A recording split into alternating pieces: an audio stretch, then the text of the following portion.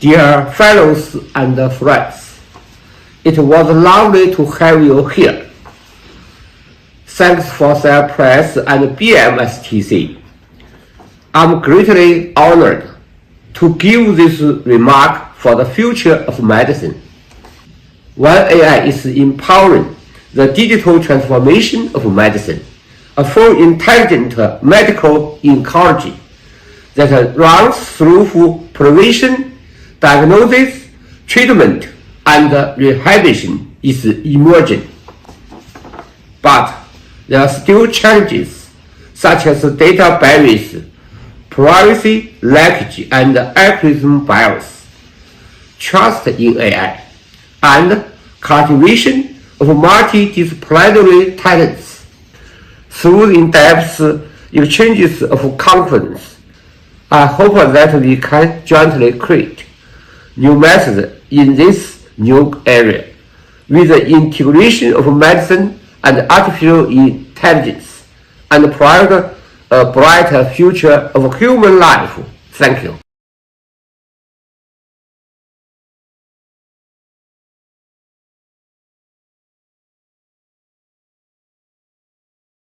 For that. And hello, my name is Bernadette Gall. I'm editor-in-chief of Cell Systems and one of the organizers of this conference. And welcome and thank you for joining us for this virtual conference, which is the result of a partnership between Cell Press and the Beijing Municipal Science and Technology Commission and the Administrative Commission of Zhonghuangkun Science Park. This partnership between the BMSTC and Cell Press is in its third year, with previous meetings on the brain and AI, precision oncology, and sustainable development and climate change. This time our focus is on the future of artificial intelligence in healthcare, a very timely topic, I'm sure you'll agree. AI is really revolutionizing many aspects of human life, and its potential for the biomedical and health sciences and healthcare has been becoming clear. We have seen increasingly successful developments in this area that enable new insights into mechanisms of disease and help us glean understanding from large biomedical data sets that are otherwise really difficult to mine. We have seen the development and some deployment of diagnostic and prognostic support, AI tools facilitating drug discovery and repurposing, and improving health monitoring and management. While we have seen incredible progress in recent years, we are very likely still only at the beginning of this new era of development of AI tools for healthcare, and there are many challenges ahead. Our intention for this conference then is to bring together clinicians, biomedical scientists, digital health and AI experts from around the globe at this very exciting time in the development of this field to discuss the latest emerging technologies, which we hope will give us all a glimpse into the future of healthcare and the place of AI in it. This is a free event, and we are delighted to be able to share the talks and our panel discussion on the third day with anybody who is interested. And we hope to inspire the broader public to think and talk about the potential better future that the applications of AI in medicine promise across the globe.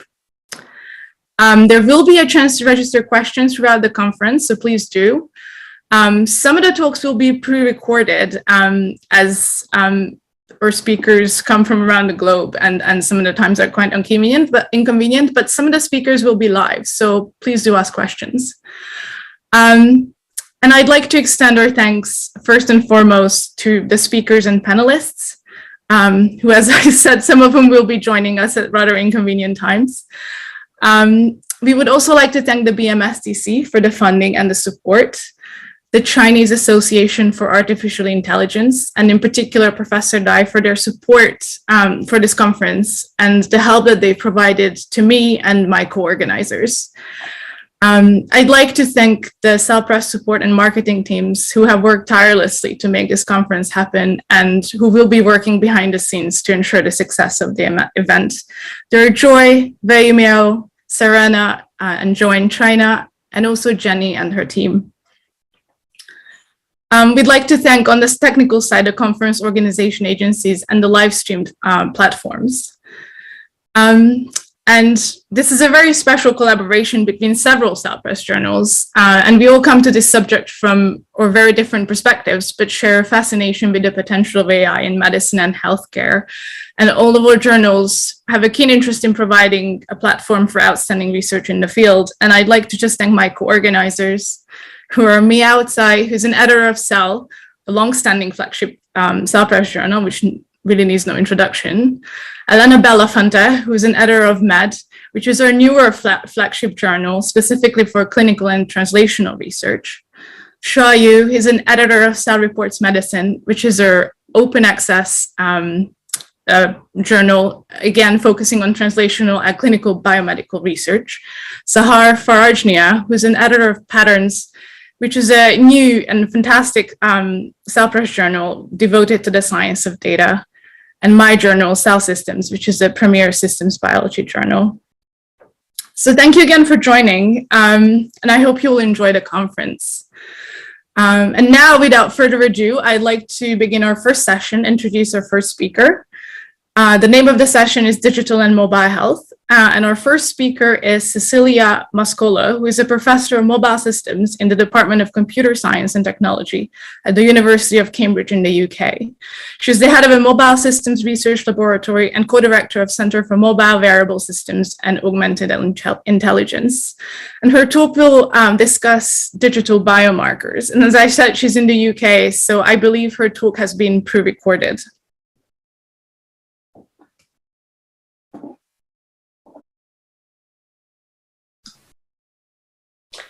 Hello, welcome everyone. My name is Cecilia Mascola. I'm Professor of Mobile Systems at the University of Cambridge.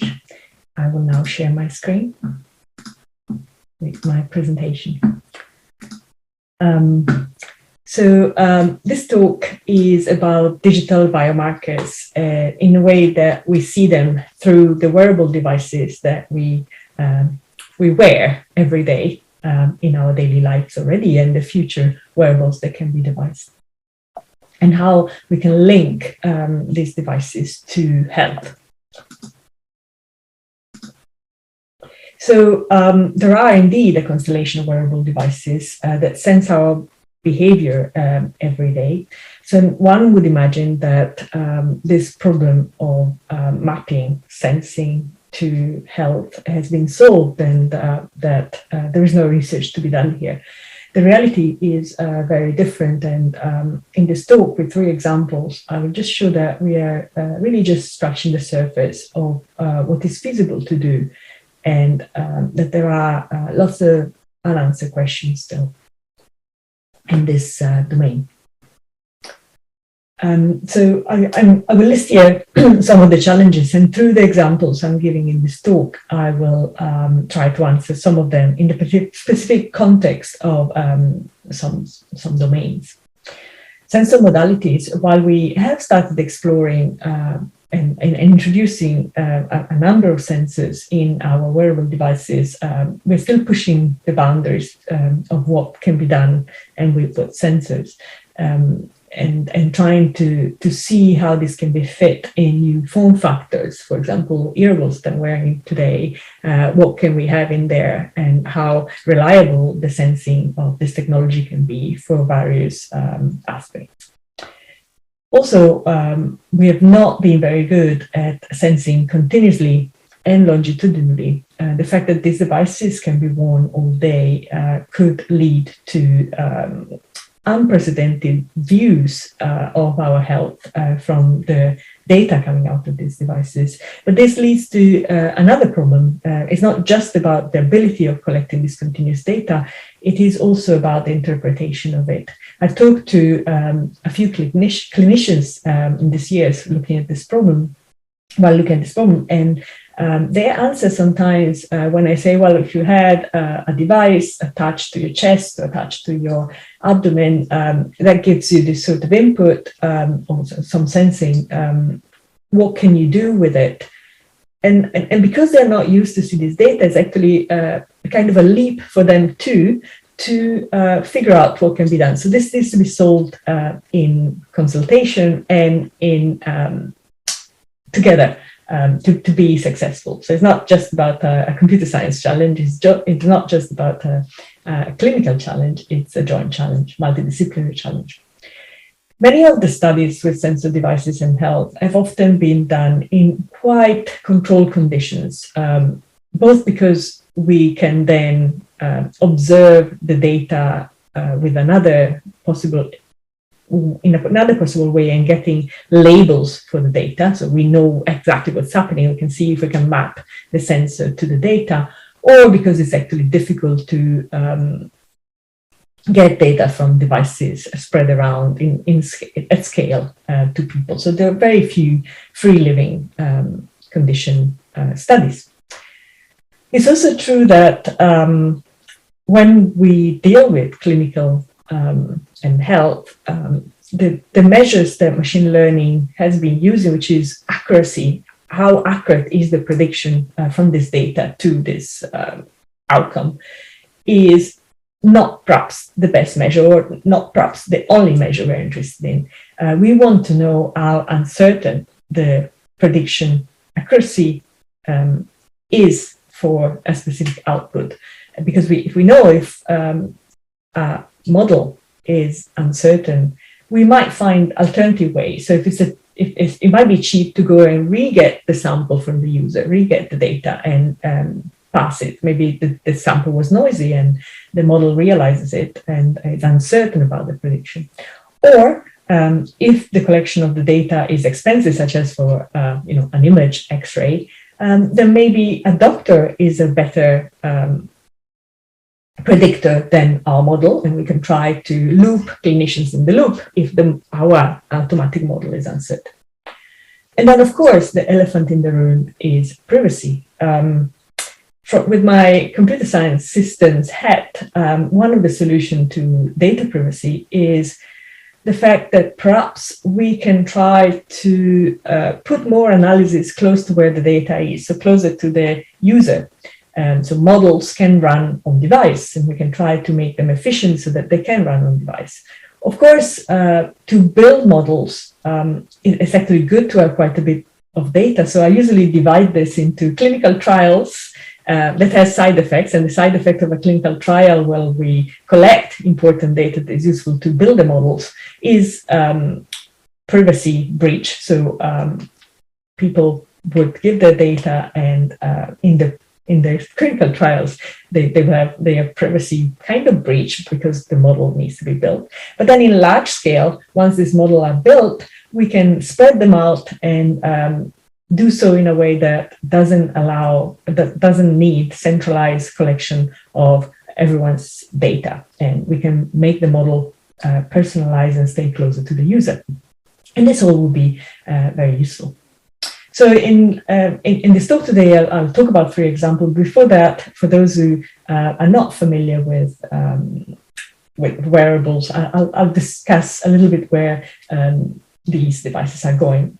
Any phone that you carry, a smartphone, can also be considered wearable because you're carrying it. And they have a variety of sensors, inertial measurement units, which measure how much you're moving, global positioning system, so a way to measure your location, cameras, back and front, proximity sensors, microphones, and various radio for communications, but also can allow to measure proximity to other things or to other devices.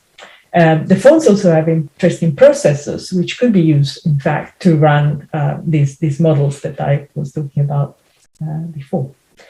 There are also watches that start being able to measure things with other sensors. So PPG light sensors can measure heart rate. They start to have sleep monitors that work either through PPG sensors or even microphones. Activity monitors, in fact, using the same technology as it is on phones. Some of them was also blood oxygen sensors and electrocardiograms, one lead ECG sometimes are present. And more to come, people are trying to do all sorts, such as blood pressure monitor. But there are other devices coming out. And for example, we've been working on the next generation of earables. Earables have been defined by some of my colleagues as really the next generation smartphones in terms of groundbreaking technology that can happen. And some people have started looking at how you could possibly put even blood pressure monitoring into this sort of devices. So the three examples I'm going to concentrate on in this talk are about the use of accelerometers and IMUs and cardiovascular health, microphone and respiratory health, and location and Alzheimer's disease. So cardiovascular fitness is an example of something that has been difficult to monitor through, let's say, cheap devices. If I was in the audience, I would ask to raise your hand if you had one of these tests where they put you on either a treadmill or a bike, and they ask you to go to the limit of what you can do. This is a very good proxy to know your fitness, and fitness is an important factor that can tell a lot about cardiovascular health, and cardiovascular health is very important. So this test is very strenuous, is not very scalable, so people have been through the year trying to find proxies to it. And you probably know where I'm going with it, but wearable data could be considered a good proxy. At the moment, proxies for cardiovascular fitness have been questionnaires where people are asked how often they exercise, together with information, anthropometrics information such as data about your age, BMI, and that would allow people to estimate your fitness from that data. The exercise questionnaires, of course, are cumbersome to keep. You might not remember. You might misremember what happened, or the exact length, or you wouldn't have information about your heart at that point. So wearable data could be really useful. At the moment, the existing technology is starting to give an indication of how much your fitness can be represented through your movement. And in fact, my watch gives me an indication of the so-called VO2 max, which is what this test measures, which is the volume of oxygen that you breathe in and that is transformed into energy by your body when you move. And so the tests that the wearables that exist only do this when the users are perhaps inputting that they're doing exercise. So this is really not free living. And for people that don't exercise that much, perhaps they walk a lot, but they wouldn't do this, and therefore we wouldn't have an indication of their fitness. So it's important to find different ways of calculating these measures, which are more like free living. And so this is a paper that we just pushed out on arXiv, and it's submitted, that measures cardiovascular fitness through cardiorespiratory fitness through wearable data in free living. Our colleagues in epidemiology have collected a very precious data set of 11,000 people, and then a subset of these people have also given data 7 years later.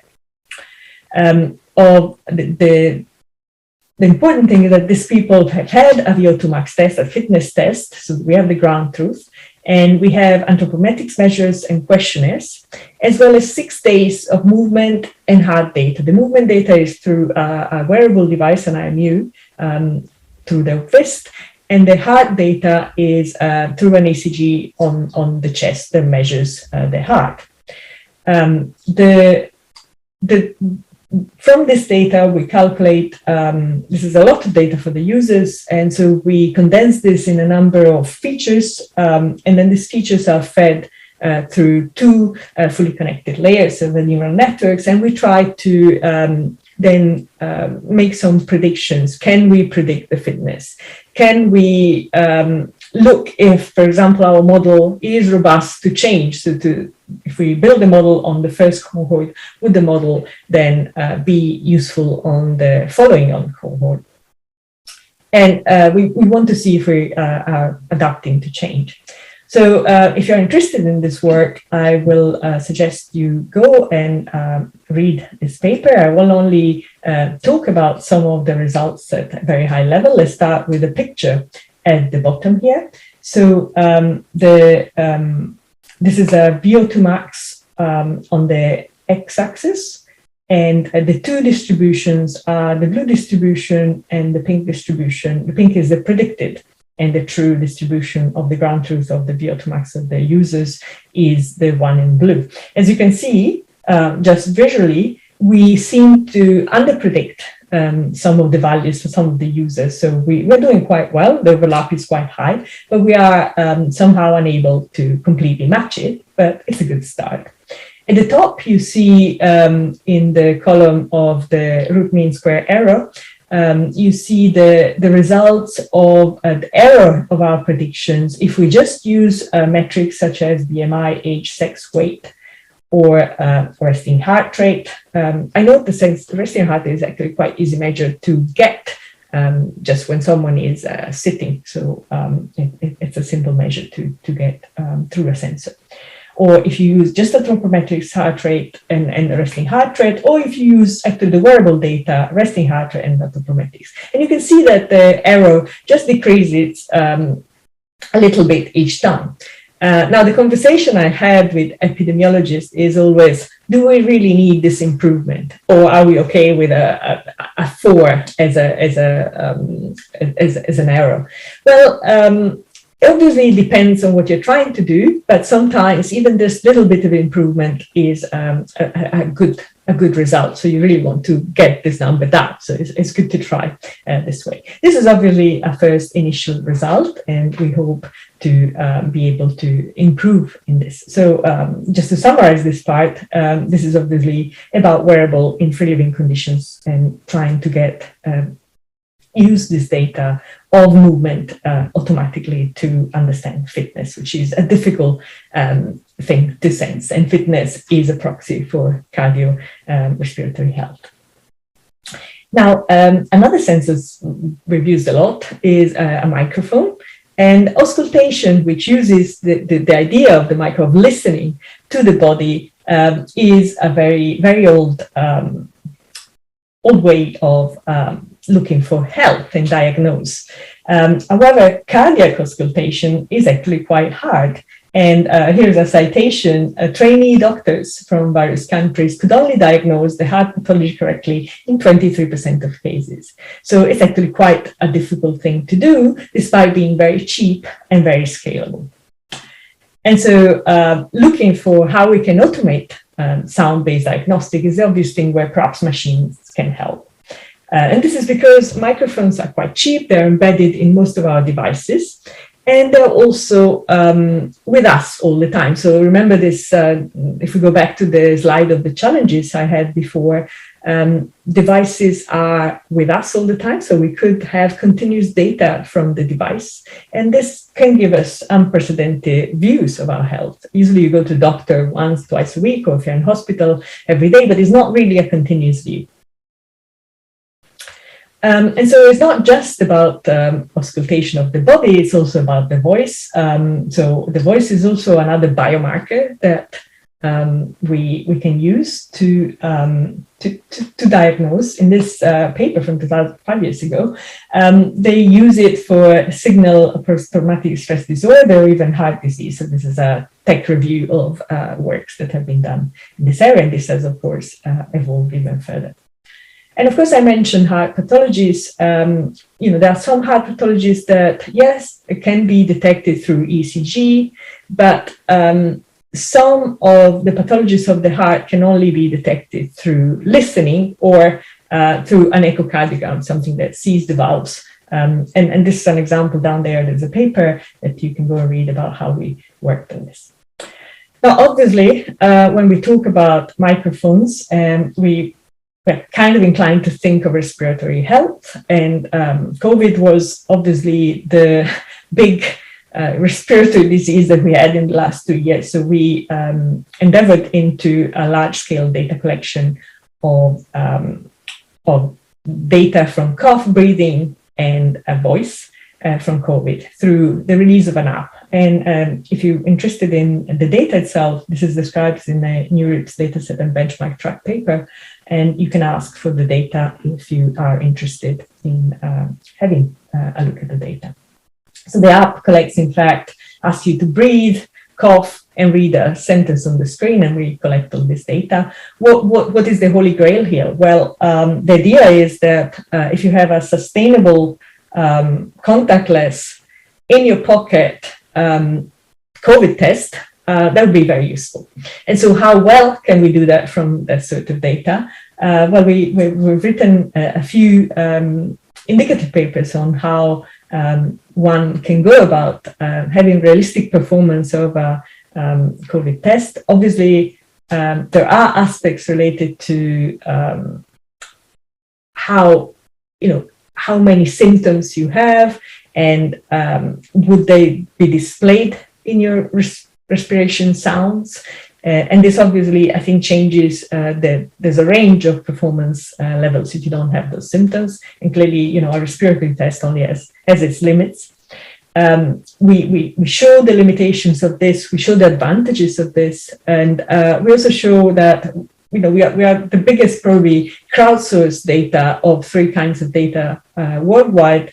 And so we have people lying to us, people that input the wrong test results. So we ask for people to tell us if they had a COVID test, a real COVID test, so that we can use it as ground truth. But obviously, there is quite a bit of real life data. So free living again in this study, and we're continuing this study. To me, the holy grail of all this work is the progression study. The fact that our users have contributed more than one sample. So we asked them to come back to the app every 2 days to contribute samples. And this is the distribution of how users have given us samples. And you can see most users have given us only one sample, but there are a few users that are starting to give us quite hundreds of samples. And this is very useful because the idea is that we can then personalize the prediction and help understand if the prediction, if COVID, if you're getting better, if you're getting worse, and if you, how your disease is going. And this could inform national health services. It could reassure you. It could indicate if you're really improving, perhaps with if you're taking medications, is you're really helping. And I think this is an invaluable thing to do. We have a recent paper on this longitudinal study published, which I'm not citing here. If you go on the COVID page, or if you go on my webpage, you will find our progress on this area. And I think it's really where this technology should be going on this. The third aspect I would like to talk about is related to navigation. So the third sensor is the location sensor. So Alzheimer's is a disease that is neurological, and often the first thing that goes in your cognition is your spatial cognition. This has been shown by neuroscientists. And so this study was to show if we can see in free living differences between navigation of Alzheimer's patients as well as healthy controls. And you find the reference here at the bottom, and you can find it on my webpage. So the data that has been collected by colleagues is through a location tracker, a GPS tracker that is displayed here, people were carrying. It's a small study, so we have 18 controls, 18 healthy users, and 15 patients. The age is similar, also education, male, female, similar. What is different is this Alzheimer cognition scoring, Addenbrooke cognition scoring test, for which the controls scored much better than the patients. And there are, it can be broken down, but this is roughly the aggregate value of the control and the patients. And so what we have done is look at trajectories of patients as well as control. some patients were accompanied because they were really quite in advanced Alzheimer's stage. So we've only, in some of the parts of the study, you can look at the details in the paper, we have looked at only patients that were going out without being accompanied, just to see if they, the segments of the trajectories were their trajectories. So we looked at how they moved through and carrying this GPS device. And we have considered segments as, let's say, trajectories that started and came back to the same location, 10 meters or so. And then they took between 1 and 20 minutes, and they were longer than 100 meters. And here is a list of spatial features that have been used to analyze the trajectory. The segment similarity, how similar were all the trajectories of a user. The entropy, so the distribution of the various places, if you split the location into a grid, into cells, how many would trajectories visit? So how varied is your coverage of the space? The distance from home, how far are you going from home? How many stops and how long are you staying in a particular place? And the turning angle, the fact that perhaps the trajectories were a bit complex, you were really turning around a lot, and the segment complexity, the number of times a person turned more than 120 degrees in a segment. And we looked if any of these features were significant in understanding if we could distinguish with an automatic method, automatically control and patients. And here is a sort of example of, a table of how the features scored. So feature 1 to 3 are listed at the bottom, and the segment similarity, duration of stops, and entropy. And we show the sensitivity and specificity and the prediction uncertainty of this classifier that tries to classify if someone is control or an Alzheimer's patient. And as you can see here, it turns out that using these features, the 1, 2, 3 features together, gives a better combination of sensitivity and specificity and a lower variance of them. But you can see how, if you go into a paper and want the details, you can see the details of each feature and how well they score. And this is the last classification of the control and patients, and shows that, if you consider the probability at 50%, of if it's above 50%, we consider a person healthy, and if it's lower than 50%, the person is scored as a patient. And you can see the real patients are in pink at the bottom, and they're all quite all, apart from 2, scored at 0, meaning that the scoring of the trajectories is here. There are 2 exceptions, that are these 2, and we looked at their ACA score, the cognition test score, and they were in fact the ones that had the highest, the better cognition score. So there's something to be said about perhaps their stage in their disease. I also know that this is a very initial test, and we only have a few patients, as you can see, so it's actually quite difficult to draw bigger conclusions from this, but this is an initial way in which we found that some of the features of a movement could be used to understand a neurological disease. The future is, of course, to have a larger study where we can collect more traces, and we built an app for this that we will deploy to a clinical trial very soon. Finally, I would like to thank my group, and you can find all the publications on my webpage and on the group's webpage. And I hope this was clear, and I will like to invite you to send me emails if you have questions. Thank you very much.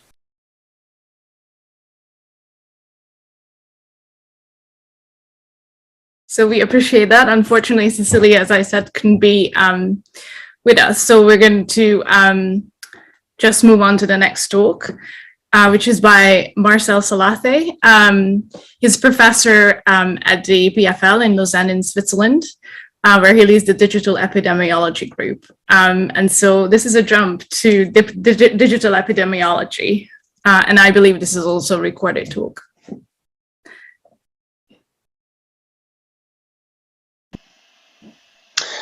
Hi there, my name is Marcel Salaté. I'm a professor at EPFL, the Swiss Federal Institute of Technology, and today I want to talk to you a little bit about the latest developments in digital epidemiology. And I'm going to share my slides here. Let's see, that should work. Here we go. I'm going to just close my video here, and then we should be all set.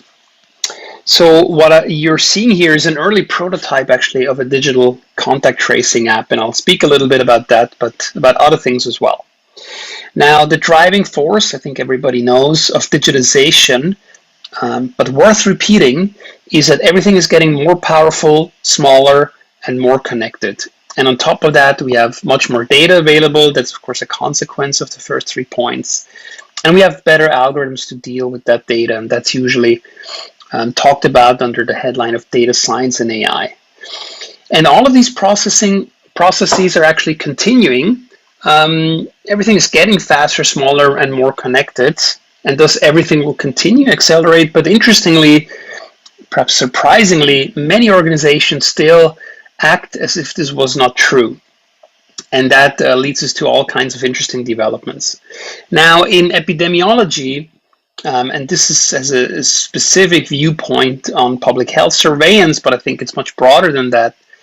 The traditional approach is this one where someone with a health issue goes and sees a health expert, and then that health expert eventually informs, if it's necessary, any health authorities, and data then is collected and summarized, and eventually it's perhaps shared with academia.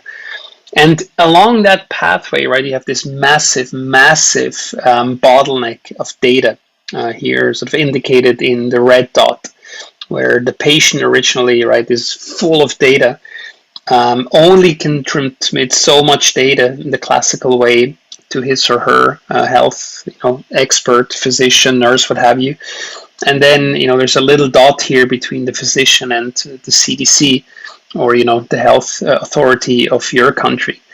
So massive bottleneck. In reality, of course, since quite a long time actually now, we're living in this world, right, where we're all connected electronically with one another through devices, through sensors, where we're collecting data, from as simple as text to relatively complicated data such as biomarkers. And all of this data can now be collected mobily, can be collected on the person directly.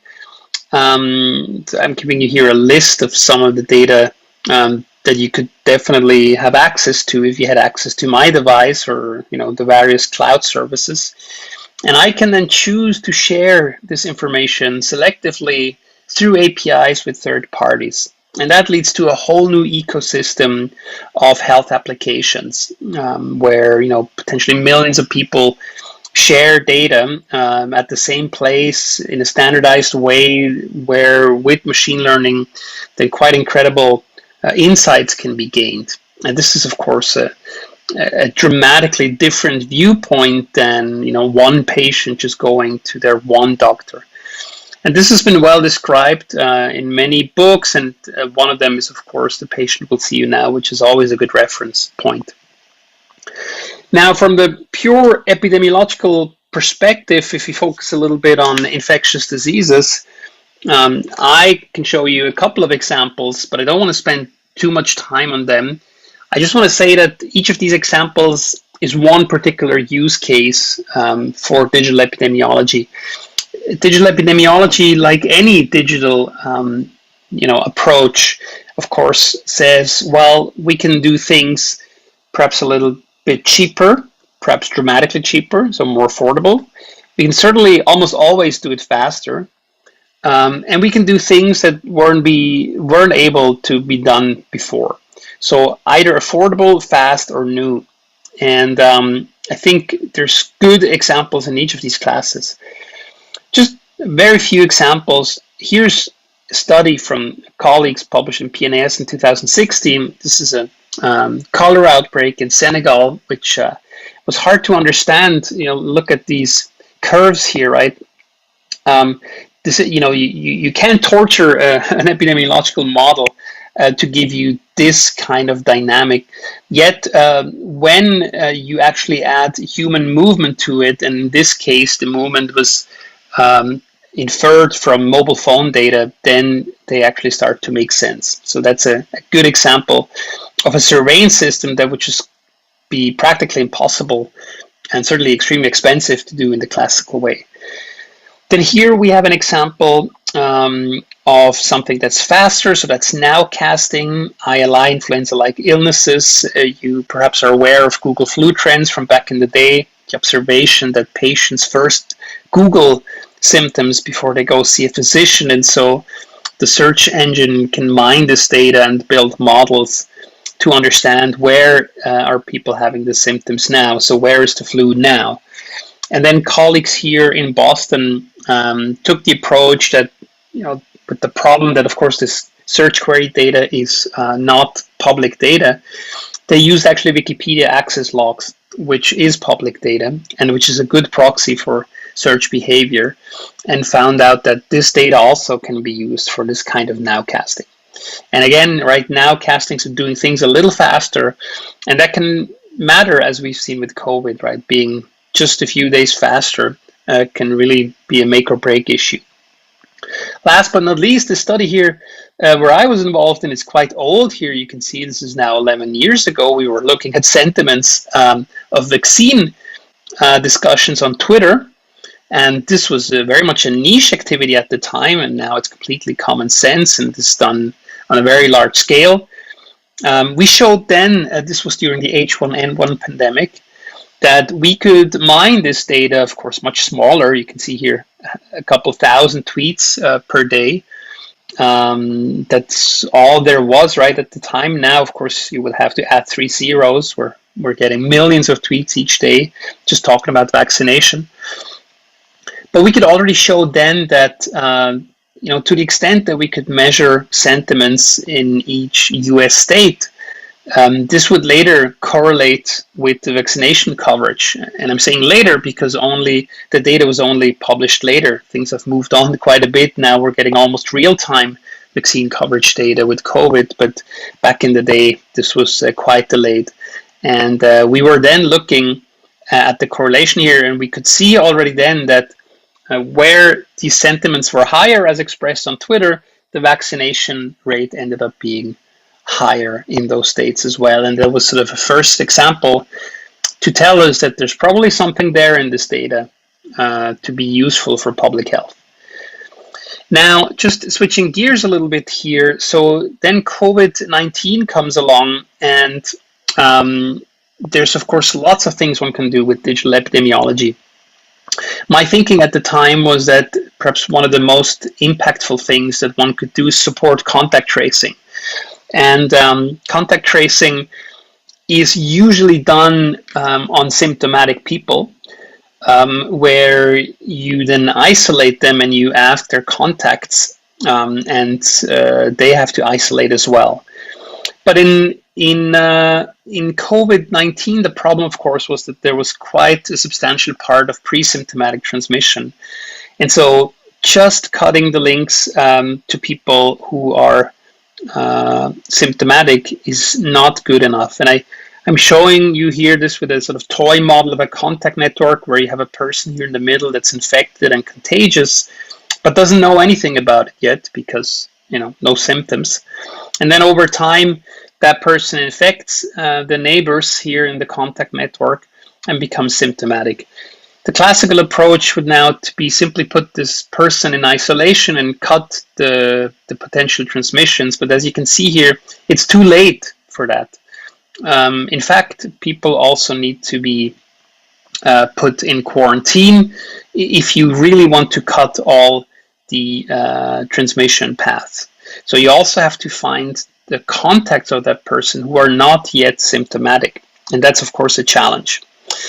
But this is very important because, as I keep saying, the alternative to this is to draw a little house here along every person a little gray house, which is in quarantine, and then you have your lockdown, and that's a very low precision way of dealing with the problem. And this here is a very high precision way of dealing with the problem, because you isolate only those people where it's actually necessary. Also a reminder that contact tracing is not a new invention, and it's not something that's sort of a little bit useful. In fact, when it came to SARS-1, contact tracing indeed was the main reason why it didn't develop into a full-blown pandemic. And that's perhaps worth reminding ourselves.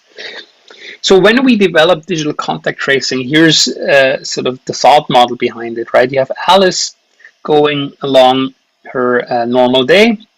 She eventually becomes infected. It doesn't matter for the example here how and when that happens, but she then eventually becomes contagious a couple of days later, and then again a couple of days later she becomes symptomatic, and that's of course when she goes into isolation. Now classical contact tracing here, CT, kicks in, and ideally she also has this proximity tracing app. So both go back in time and try to figure out who was she in contact with in that period of contagion. And some people get contacted by manual contact tracing, some by only proximity tracing through the app, some by both, and some not at all.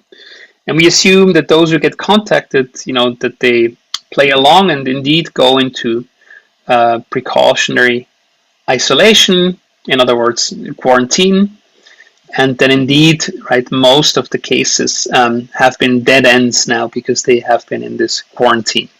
And that brings down the burden, right, of this pandemic quite a bit. Now, early on, the group of Christoph Fraser in Oxford published this paper sort of indicating that if this thing is fast enough, it could really have a major impact. Indeed, it could actually be contained without resorting to mass quarantines, right, aka lockdowns. Important to remind ourselves that at the time there were no apps around, there was no broad OS support. There were some initial versions of contact tracing apps, but they had no OS support, certainly not on iPhones. And so there was also no data to support that notion. So when we developed the model, it was quite simple, right? The idea was that phones would essentially make a logbook of contacts that were nearby. And, there's a lot of crypto going on, but it's not the point of this talk. The point here is just to say that the phones make records of each other when they have been in proximity for long enough, according to local public health guidelines. Now, the big discussion, and yeah, by the way, right, all kinds of privacy preserving functions are built in here on the phone.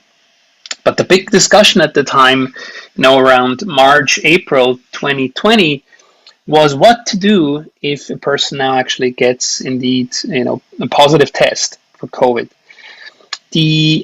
There were two models that were essentially proposed. I mean, there were many, but they all by and large fell into groups, or most of them.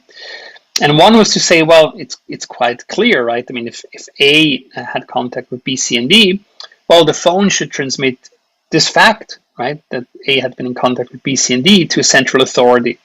And then the central authority could inform B, C, and D and notify them and ask them to take the necessary precautions and go into quarantine. Now, this is all good and efficient, but if you think about it, the central authority here is starting to collect a whole lot of data about contact networks that can then also be used for many, many other purposes, which is almost guaranteed because any digital product eventually has some feature creep. And we wanted to avoid that. Also, users lose control over the data, right? I mean, at the point where you transmit all of this rich information about your social contact network, if you later decide, well, that's not a good idea, well, too bad, right? You already shared the information and the cat's out of the bag. So we asked ourselves, is there a way to do this with the same goal, but in a different way? And that was a decentral model that we proposed, which is that rather than sending along the fact that A had been in contact with B, C, and D? Well, we just send along the information that A had been tested positively. That's not very sensitive information because the person has already been tested somewhere in the system, and not very sensitive. Now, it's not very efficient to do this because now, in fact, you have to inform all the phones participating in your system that A has been infected. But then what happens, right, is that all the phones look up their own local contact lists and check if they had actually been in contact with A.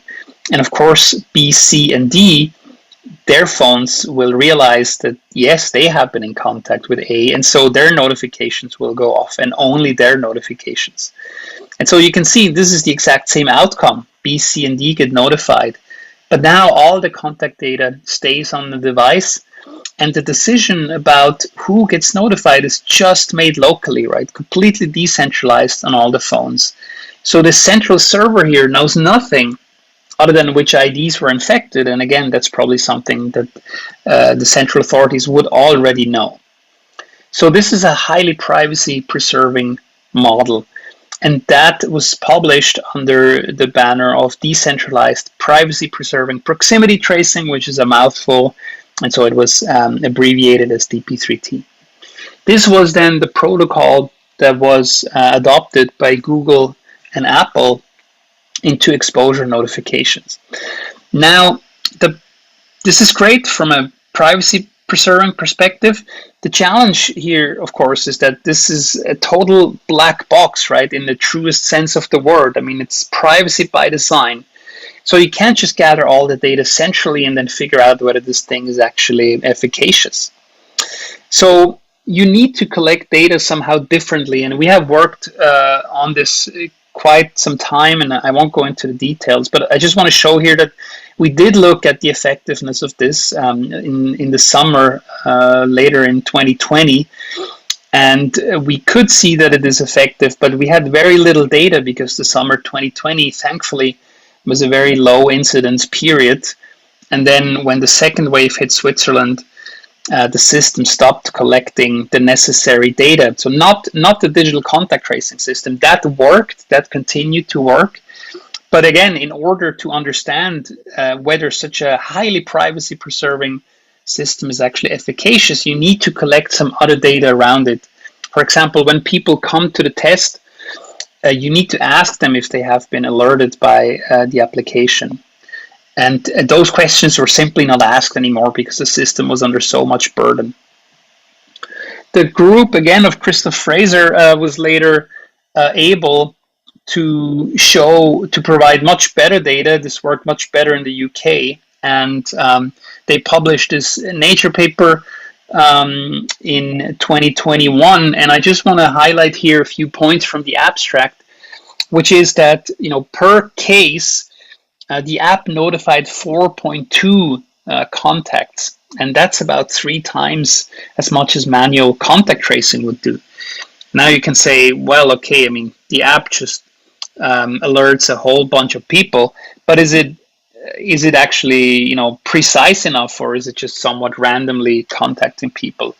And it turns out the precision, so the secondary attack rate, right, the number of people that are actually infected of those that you notify was 6%. And this was similar to the secondary attack rate for manual contact tracing. So same precision, but 3x yield.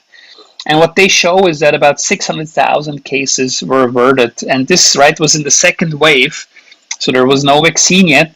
It's quite possible, even likely, that many of those people got infected in later waves, but probably with much lower health consequences because at the time the vaccines were available. And so they also estimated that for every percentage point increase in app uptake, the number of cases could be reduced by 0.8 to 2.3%. So let's take an average on the here lower end, let's just say about 1%. And just let that sink in, right? That 1% of the increase in app usage led to 1% reduction in cases. And that's an extraordinary finding in my view, and a testament to the efficacy of these applications.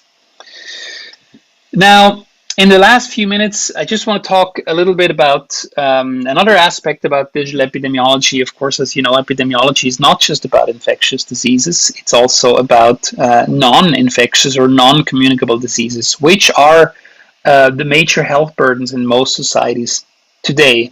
And unless, of course, there's a pandemic, which thankfully is still rare.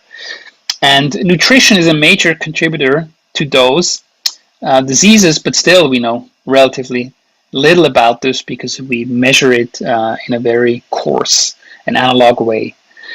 And you can see this here also in these insightful graphs from our World in Data, where you can see that the share of disease burden from infectious diseases is going down quite rapidly as countries are getting wealthier, and public health and hygiene infrastructures become better, and vice versa, of course. And the share of burden from non-communicable diseases increases, and in healthier countries now, wealthier countries, the share of burden from non-communicable diseases is easily above 3/4, sometimes here even at 90%, right, of the burden. So we need to look into this. And since we're focused on nutrition, I'm going to show you here an example of a nutrition project that we're running in our lab. And I think the reason why this is interesting to the audience, even if you're not particularly interested in nutrition, is because of the digital approach we're taking.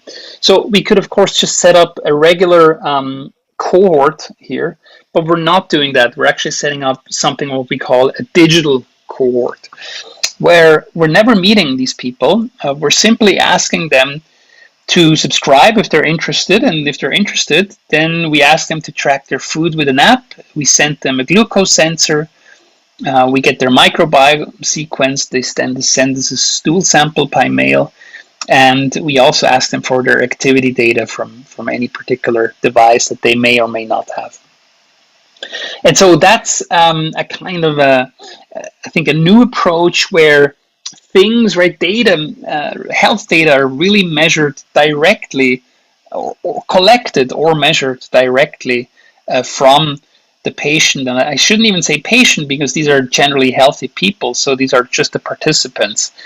So again, right, stool sample for gut microbiota, and diet data via this app, this blood sensor. And here, Apple Watch and Fitbit as two examples, but there's of course many other devices, and then all the coordination, and also other demographic data and other data through a coordinating website. And we've been running this now for a couple of years. This is finishing this year. We're starting a pilot in Germany. I would be very interested to also do this in other countries with collaborators locally. The fundamental idea is this: you have nutrition as an input. Now your system, and in particular also the microbiota in your gut, translate this input into any particular health outcome. For example, blood glucose response, but could be any health outcome of interest. And what's interesting is that two people with the exact same input, by their individual setup, in particular also from the microbiota, will have very different health outcomes. And so that observation has been made multiple times already, but it's surprisingly, we're still trying to attribute health properties to foods, and in reality it should be to the person. This is a map of Switzerland where you can see where our participants are. And this is data from this app tracking with the diet, where you can see we have here very high resolution of this food, and we have now about 30 million calories tracked, which is quite extensive. And then we also again have the data about the microbiota composition here that tells us which bacteria are how common, and we can now do a very sophisticated analyses on this data. But I don't have the time to go deeper into here, but the point here that I want to make is that this, to me, is an important new development that actually was recently also highlighted in The Economist. They had a particular issue about wearables, where in the traditional medical cohorts, right, you ask patients or participants to go to a particular health site, and then all measurements are made on site, such as a hospital. And this digital cohort is now a reversal of that, where the measurements are directly made, what computer scientists would call on edge, meaning not centrally, but again, completely distributed on the participants themselves. And they often make the measures themselves, or it's some sensor that is attached to their bodies. And this makes a lot of sense because hospitals are really for serious health issues, but increasingly, right, everything else happens outside hospitals that is health related. And so hospitals remain, of course, perfect for disease-based cohorts, but for everything that happens outside the hospitals, and of course, also everything involving prevention, which is becoming increasingly important, there is no need for physical interaction. There can, of course, be physical interaction, but this then makes the project much less scalable. And of course, this requires a new kind of expertise, which is mostly technological. Just a few more words about this app, because this uses a particular AI approach, which is quite unusual and you've perhaps never heard of. And so I just want to spend the last 2 minutes on that. The food tracking app, right? So this is a system that essentially, without going into the details, it's an app, and by and large, we're asking people to simply take a picture of what they're eating. And then we're trying to develop artificial intelligence, so machine learning models that can make sense of this information. And this is a very, ruthlessly optimized app in the sense that it really shouldn't be any work, right? We don't want to have the people type in information, because as soon as you start participants to do that, right, the adherence will drop dramatically. And we have very high adherence with this app. And what I want to show you in particular is that the algorithmic improvement is built in, because people can decide to share their images anonymously. And we then take these images, and these are used, right, for the training of the AI algorithm. We take them, and as a reminder, they don't look like this, because that's what a lot of people think food looks like. But food looks more like this, right, at least in Switzerland. Wherever you live, it will look different, but it doesn't look like this, right? These are stock photos. This is real food. And so you need to have a kind of a method to deal with that. And that's incredibly hard. So what we're doing is we're taking this data, this raw data that's coming in, right, non-annotated. We're pushing it through our version of the AI algorithm. The AI algorithm makes an assessment, and then a human annotator verifies this or corrects it if it's wrong. And then we have annotated data. And the human verification step is, of course, the bottleneck. We could stop here with the annotated data, but we don't.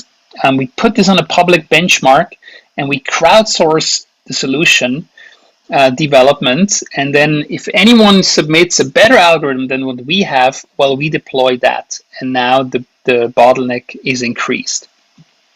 So we use the AI crowd platform for that. Just very simply, the way this works is, right, the developers now download this data, and then they try to build the best model that they can. They upload this model to the platform. We take it in the background.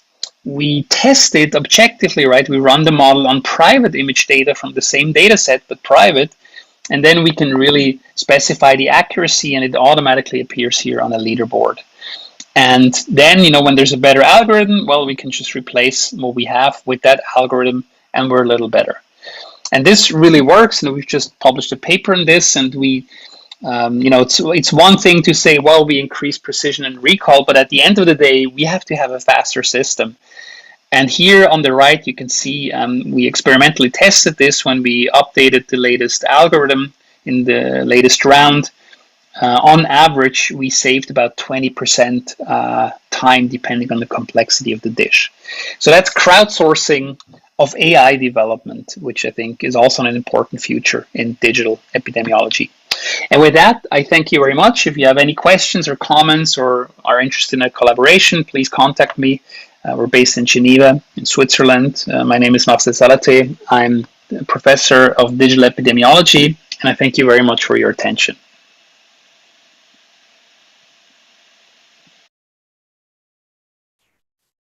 Well, that was fascinating. I wish I could take part in that study, but unfortunately I'm not in Switzerland and Germany, but hopefully it's coming to all of our countries soon. So we'll now move on, and I'd like to welcome Roland Iles, who's actually here with us in person, or virtually in person. He's the founding director of the Center for Digital Health at the Berlin Institute of Health, which is part of Charité in Berlin, and he'll talk about how we can turn big data into clinically actionable knowledge. Thank you, Roland. Yeah, thank you, Bernadette, for the very nice introduction. And I hope you can see my slides. If you could just confirm this, that would be nice. Okay, thank you to the previous two presenters, Cecilia and Marcel. I think they did a great job introducing us into the brave new world of applications in mobile health, and I think it's pretty impressive what you can already achieve in this area. Now, the remaining two talks of this first session of this meeting will be taking us into yet another dimension, which is introducing and including the molecular and genomic components into a digital health application. And so what I'm going to talk about is about big data meets genomics, from data to clinically actionable knowledge. Now, as an introduction, there are actually basically two ingredients to what we are doing. So the first one is access to big data at scale. And so this kind of data can be, for example, multi-omics data, and I will give you some explanations and examples of this. It can be, for example, metabolomics data, which has been already partially alluded to by the two previous speakers. And most of what we are doing is certainly that we would be interested in time course data. So we are rather interested in longitudinal cohort data. And last but not least, of course, we would also like to combine genomics data, which is mostly coming from research in molecular research with data coming from primary and secondary health data space. Now, the second, so the kind of data, my research, which I'm going to highlight in my presentation, is based on mostly international large-scale health data and genomics initiatives. And I will walk you through, for example, our activities within the International Cancer Genome Consortium, but also the more recently established Human Cell Atlas Consortium. And I will show you how we can capitalize on this kind of data also in clinical translation to bring this to the benefit of our patients. And the second ingredient beyond the access to big data is, and that's what the conference is about, is artificial intelligence-based approaches. Now, just to remind us that although artificial intelligence has received a lot of attention in the only over the last few years, I just would like to remind all of us that the concept of artificial intelligence is not at all new. It has been invented already in the midst of last century, so in the 1950s, and where artificial intelligence has been introduced to imitate intelligent behaviors in computers. Now, there has been different waves of innovation in this area, and one of the first one was by the upcoming developments in machine learning, where artificial intelligence was brought further by learning and predicting from training data. And recently, with the advent of access to data at scale, but also computational resources at scale for a wider community, deep learning is actually bringing the machine learning approaches to yet another scale with higher precision and predictivity. And so, of course, we have seen many examples also in this session how deep learning can actually outperform other learning algorithms in terms of increasing amount of data and performance of the predictivity of their models. Now, Already 15 years ago, the International Cancer Genome Consortium was founded as a large-scale genomics initiative with the goal to obtain a comprehensive description of genomic, transcriptomic, and epigenomic changes in 50 different tumor types or subtypes of tumors, which are of high clinical and societal importance across the globe. Now, over the last 10 to 15 years, we have seen 86 different projects committed on a national scale, each of them having a focus on a certain cancer type or cancer subtype. Now, I had the privilege not only to co-lead one of the German networks on pediatric brain tumors together with Peter Lichter, but also I was providing the computation resources for two other German-centered projects within the ICGC consortium, one of them focusing on malignant lymphoma and prostate cancer as the second one. Now, when you're looking at scale in the genomic landscape of those tumor types, you're always almost doomed to find exciting new behaviors and new structures in those tumors. And while in the very beginning, almost more than 10 years ago, we were kind of more or less describing the genomic landscape, alteration landscape of, for example, early childhood brain tumors. Later on, we took it further on to better understand disease pathomechanisms on many different levels, including, for example, the epigenetic scale, which also brings in primarily the environmental exposure component into the cancer field. Now, of course, having seen a massive amount of patients having been sequenced across many different tumor types, the direct next step was to leverage upon this collection, huge collection of the variety of data collected across different cancer entities to better understand the similarities, but also the differences between different cancer types on the multi-omic scale. And so this was the birth date of the so-called ICGC PEACOCK project, which is the pan-cancer extension of the International Cancer Genome Consortium. Now, interestingly, Lincoln Stein, who has been one of the promoters and founders of this initiative, described this initiative as the largest biomedical experiment arguably ever being launched without having lifted a single pipette.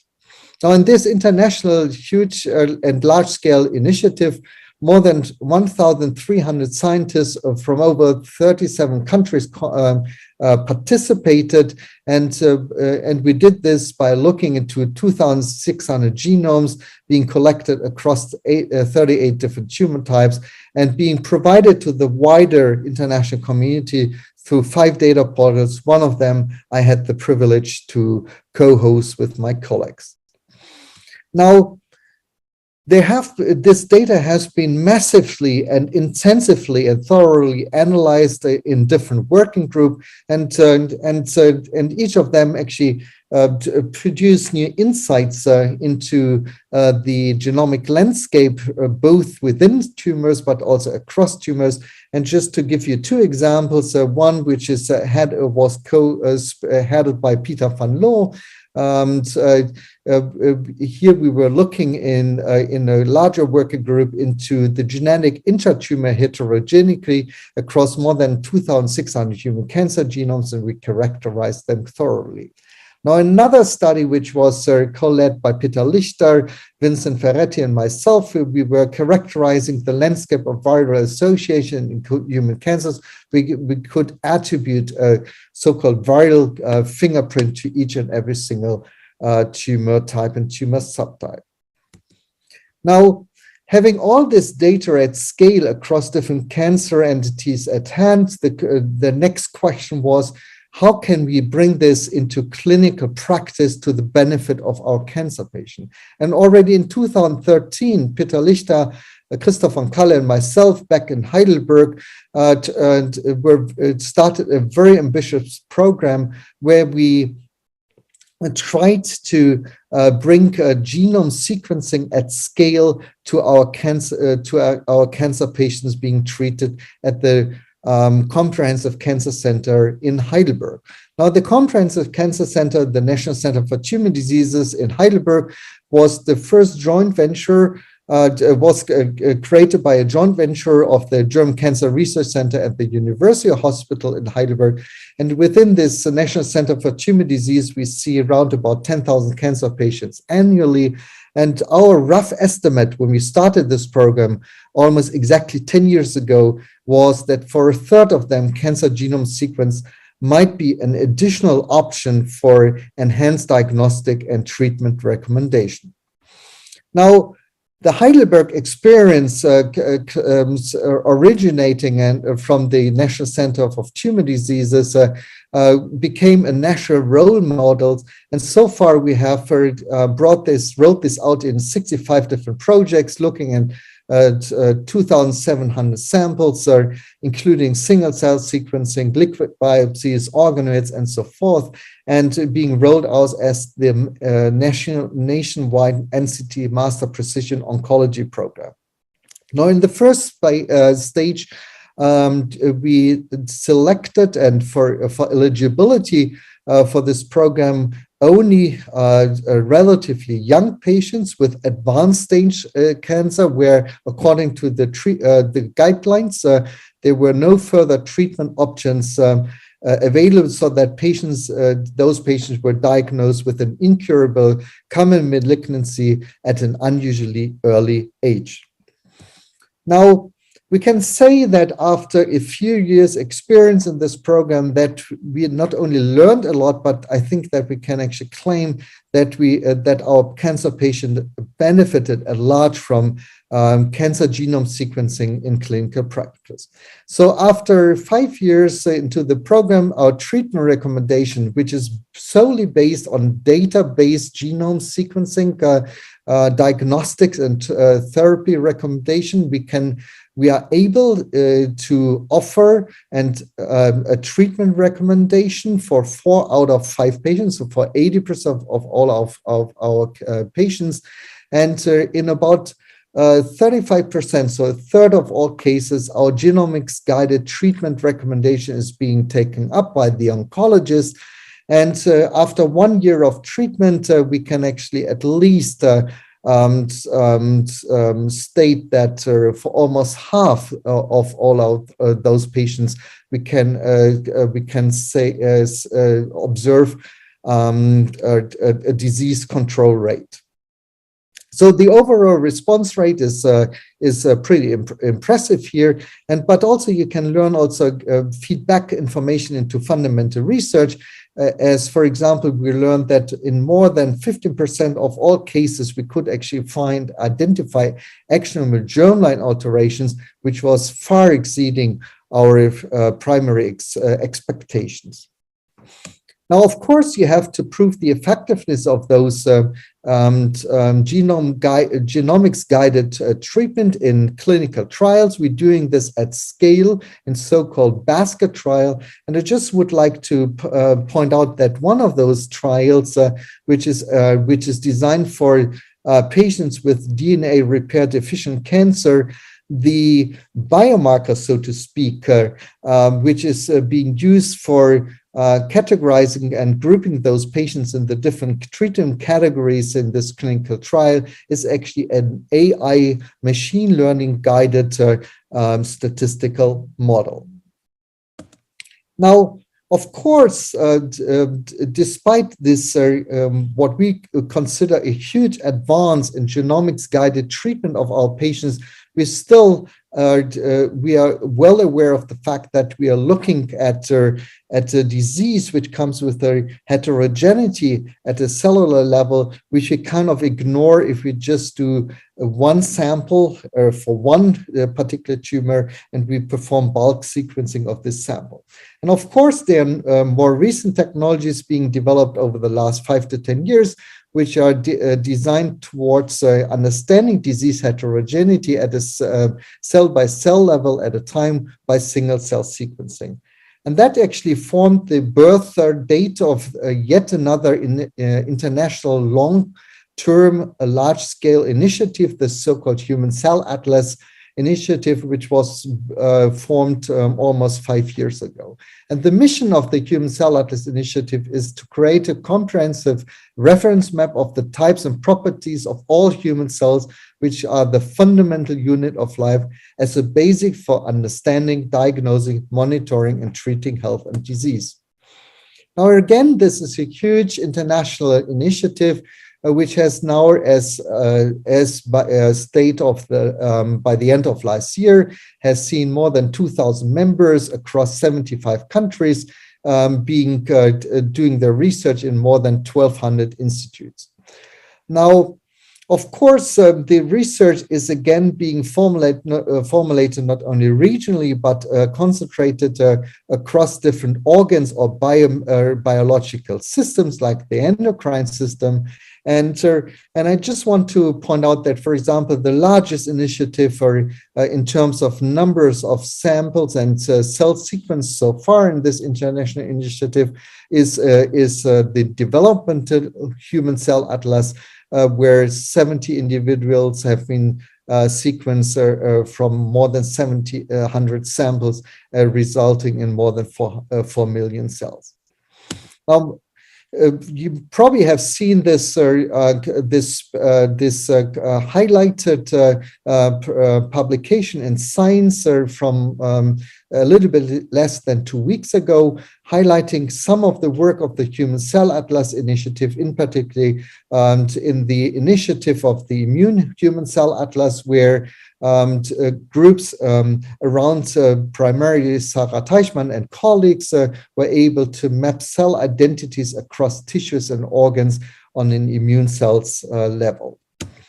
Now, the contribution of my work in this Human Cell Atlas initiative is on yet another organ, the pancreas, where we try to understand thoroughly and carefully the contribution of the pancreas in both with the exocrine and endocrine system in different pathomechanisms originating from the pancreas, including type 1 and type 2 diabetes, but also different malignancies.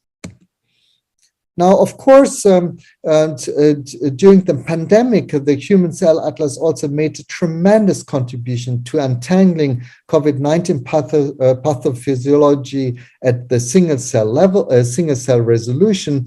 And at a time before even the first COVID-19 patients were detected and diagnosed in Germany, in February 2020, we were already able to identify based on lung and bronchial samples from healthy individuals, we could identify those cell types which are according to their required virus entry receptors. We were able to identify those cell types which are most vulnerable for SARS-CoV-2 infection. Now then, when the first patients were diagnosed and hospitalized with COVID-19 at the University Medical Center in Berlin, the Charité, we started a large-scale prospective COVID-19 cohort, which aimed at including all patients hospitalized with COVID-19 at the Charité. And of course, the first step was that we were taking samples from different areas of the respiratory system, both the upper respiratory system in the nasopharynx, but also from the lower respiratory system, including the bronchi and the lung. And we took those samples forward for single-cell sequencing and single-cell, mostly RNA sequencing, to understand the pathophysiology of SARS-CoV-2 infection. And in a first attempt, we were interested in understanding different severities of severity groups of COVID-19, where we were looking at moderate patients with a moderate course of disease and compared them to critical patients, which were which mostly required mechanic ventilation during ICU treatment. And of course, we also had healthy controls in the study. And overall, we were looking early on in 2020 at 24 different individuals with 36 samples from the different parts of the respiratory systems, coming from a little bit more than, a little bit less than 20 COVID-19 patients and according controls. Now, of course, when you do this at scale, you can identify the different cell types in the nasopharynx and the different anatomical location of the respiratory system, including epithelial cells, immune cells from the myeloid system, but also of course, the lymphoid cells. And if you do this at scale, you can also make a very basic but highly interesting observation that with increasing severity of disease from left to right, the first column is the controls, the second is the moderate patients, and on the right-hand side, the critical patients, you can see that some of the cell types you're actually losing, like basal cells, are massively decreased in the population of cells, and the same is true for resident macrophages, whereas other cell types are massively accumulated, as already been known before. Neutrophils are massively enriched, in particular in critical patients, where almost 2 out of 3 cell types are being contributed by neutrophils, but also other epithelial cells like secretory differentiating cells are being massively accumulated with increased severity of disease. And of course, it has been well known since the very beginning that the critical pathophysiologies are not primarily caused by the SARS-CoV-2 viral infection, but by a hyperactivation of the immune system. And of course, this is mostly due to an enhanced and sustained activation of cell-to-cell interactions. And I would like to highlight 2 particularly immune cell types, in particular the cytotoxic T cell lymphocyte, but also non-resident macrophages, which show a massive increase from moderate to critical conditions in terms of interactions with different cell types. And particularly axis of interaction between immune and immune cell interaction is through a chemokine receptor 1, and the responding ligands CCL2 and CCL3 being expressed mostly on macrophages, but also other immune cell types, and where we actually postulated that the binding of the CCL2 and 3 ligand to the CCR1, 2, and 5 receptor has been well known to facilitate macrophage recruitment. And our hypothesis was that blocking this axis may alleviate immune hyperactivation in severe COVID-19 cases. Now, interesting and luckily, there is an antagonist, a small molecule available, which has been developed by Bayer pharmaceutical companies already almost 15 years ago for the treatment of chronic inflammatory diseases. This small molecule has been probed in clinical phase 1 and 2 trials against a variety of chronic inflammatory diseases. And now we took this small molecule into a clinical phase 2 investigator-initiated clinical trial, where we try to probe whether this CCR1 antagonist can be used for the prevention of progression of COVID-19 cases into severe conditions. Now, I think this is a very impressive example where only within 50 months for a disease which has not been known before, a clinical trial, phase 2 trial could be initiated as a multicentric clinical trial, and where hopefully we can contribute with our fundamental research with a rapid translation into clinical practice to prevent severe courses of diseases. Now, this was just one example how we took advantage of our big data in combination with single-cell sequencing technologies at scale. And I just would like to point out that we have been looking using this combination of technologies into also other conditions of COVID-19, in particular in the context of cardiovascular prior existing diseases, but also we took this forward to understand why children are almost equally affected by COVID-19 as adults, but very rarely only process into a severe disease condition. Now, with this, I would like to conclude my presentation and summarize what I have shown you. So I hope I could convince you that the combination of deep learning and big data advances helps to advance our understanding of pathomechanisms in a variety of diseases.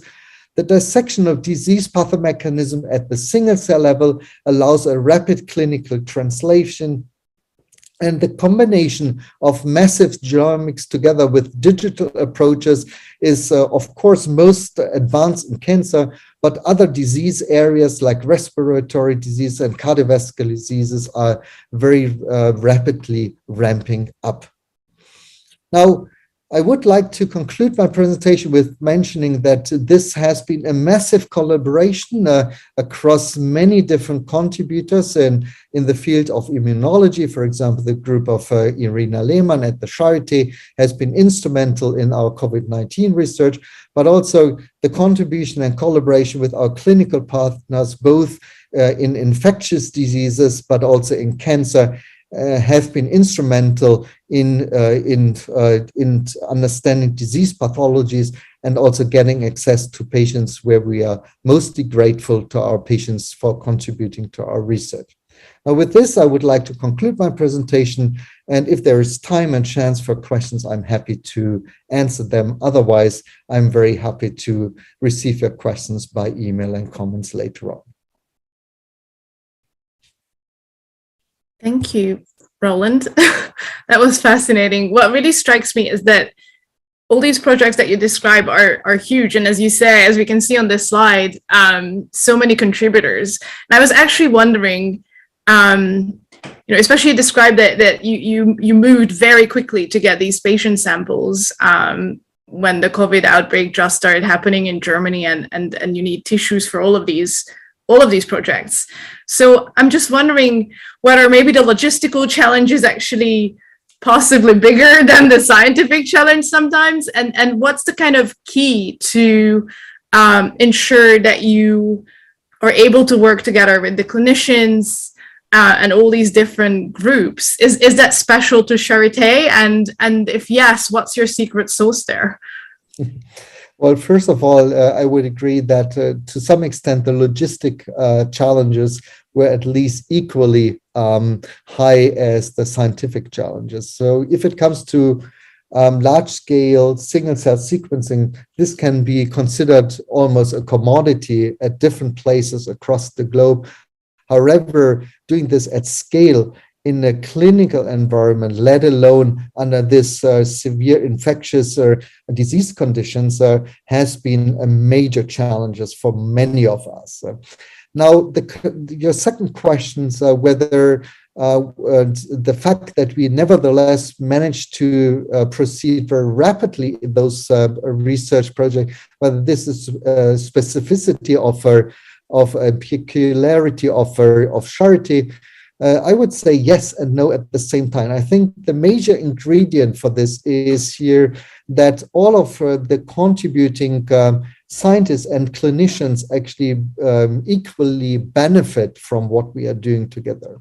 So we can only convince the clinician, but also the patients to work with us if all of them are equally convinced that they will benefit from the research and clinical translation. And I think the aspect of doing this in a fair and transparent way is key to success. And I wouldn't say that Charité is the only place to do this, but I think it's a particularly good place to do it because, as you know, it's the European's largest university medical center. It has a very rich tradition of bringing research very rapidly into clinical translation. And as such, it's a very good place to do this kind of translational fundamental research at the same time. Yeah, that makes sense. That makes perfect sense. And I find that interesting with you say that you need to benefit, you need the clinicians to see the benefit. And I would, I also kind of noted that in your description of using genomic data for treatment. And I mean, it's obvious that you have some way of talking to these clinicians where they will let you help with the treatment. So yeah, thank you so much again. This was really fascinating, a really broad perspective on the possibilities. So thank you so much for joining us. Yeah, thank you for having me, and have success with the meeting. Thank you. And we will now move to the last presentation of this session, which is by Dr. Carmen Poon, who is from GMed IT in Hong Kong, and she will talk about application of AI in endoscopy. Thanks, CellPress, for the invitation. In the following presentation, I will focus mainly on our development and applications of endoscopists in the identification of gene mutants for advancing cancer biology and treatment. In particular, I will use KRAS and colorectal cancer as an example to illustrate our idea. The theme of this year's meeting is the future of medicine.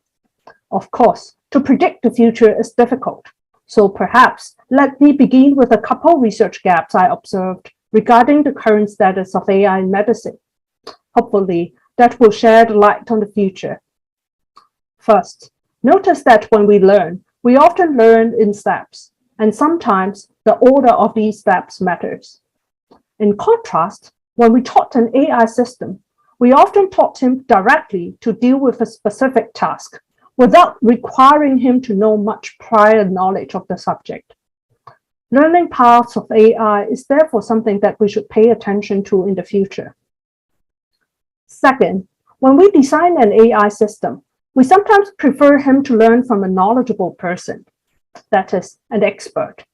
In the medical domain, this could be the clinicians. But different from AI in other domains, clinicians may eventually become the users of AI in medicine.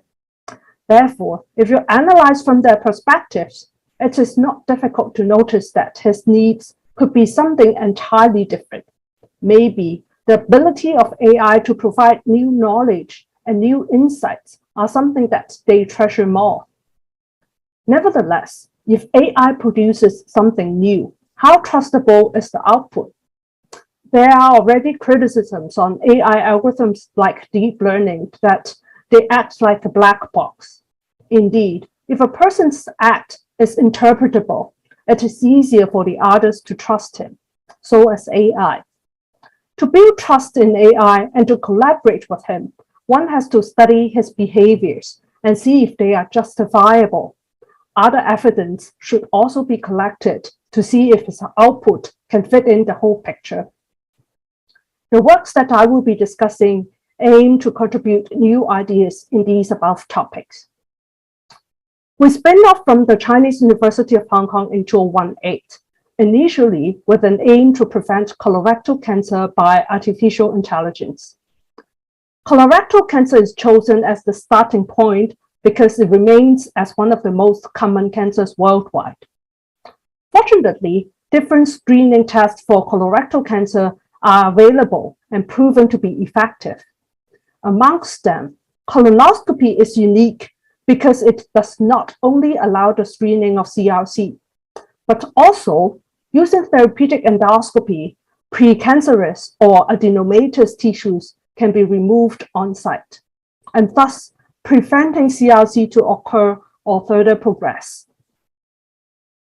At present, endoscopists use their bare eyes to detect polyps.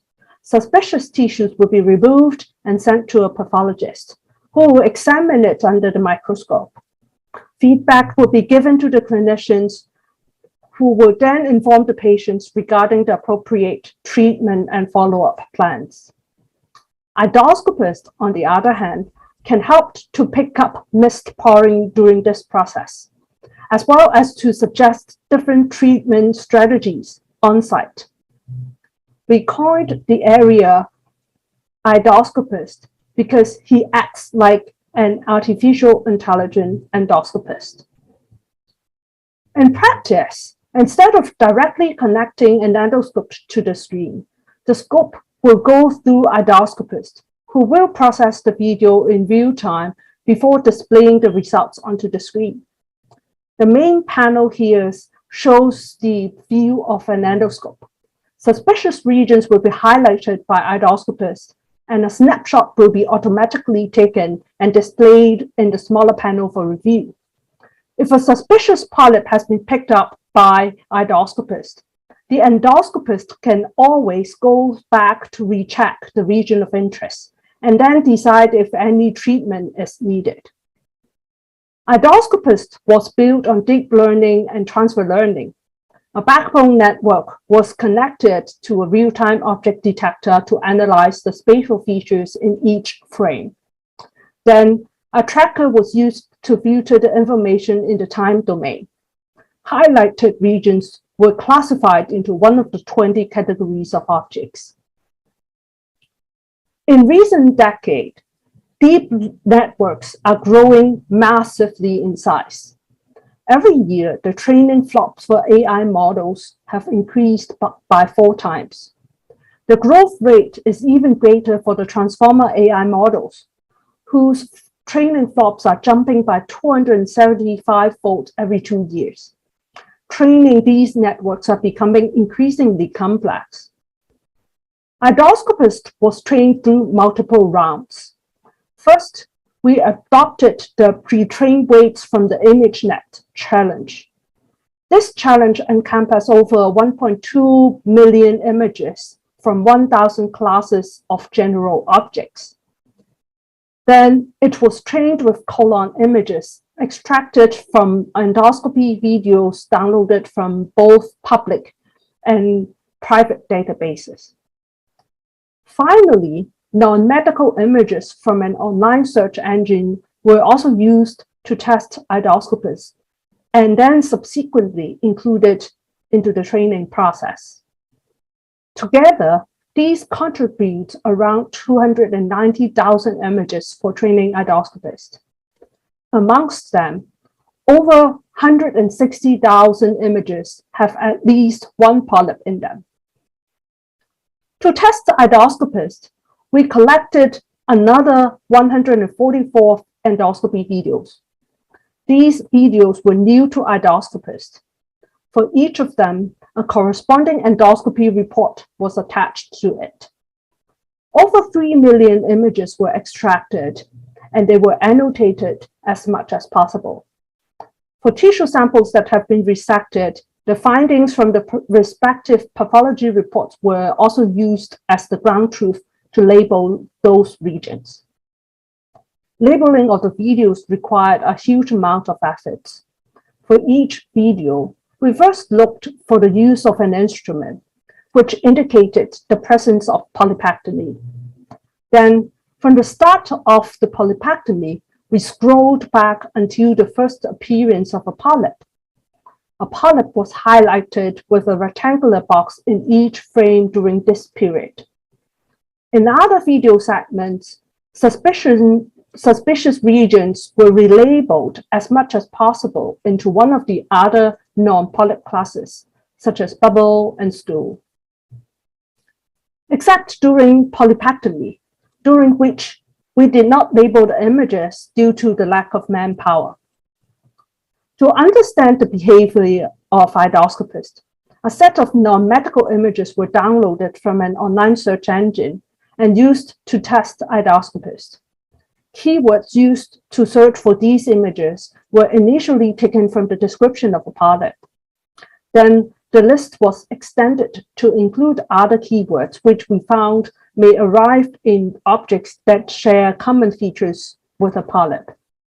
Interestingly, the percentage of images that was misclassified as a polyp varied by more than 8 times. This indicates that for some of these categories of images, they carried characteristics that are closer to those of a polyp.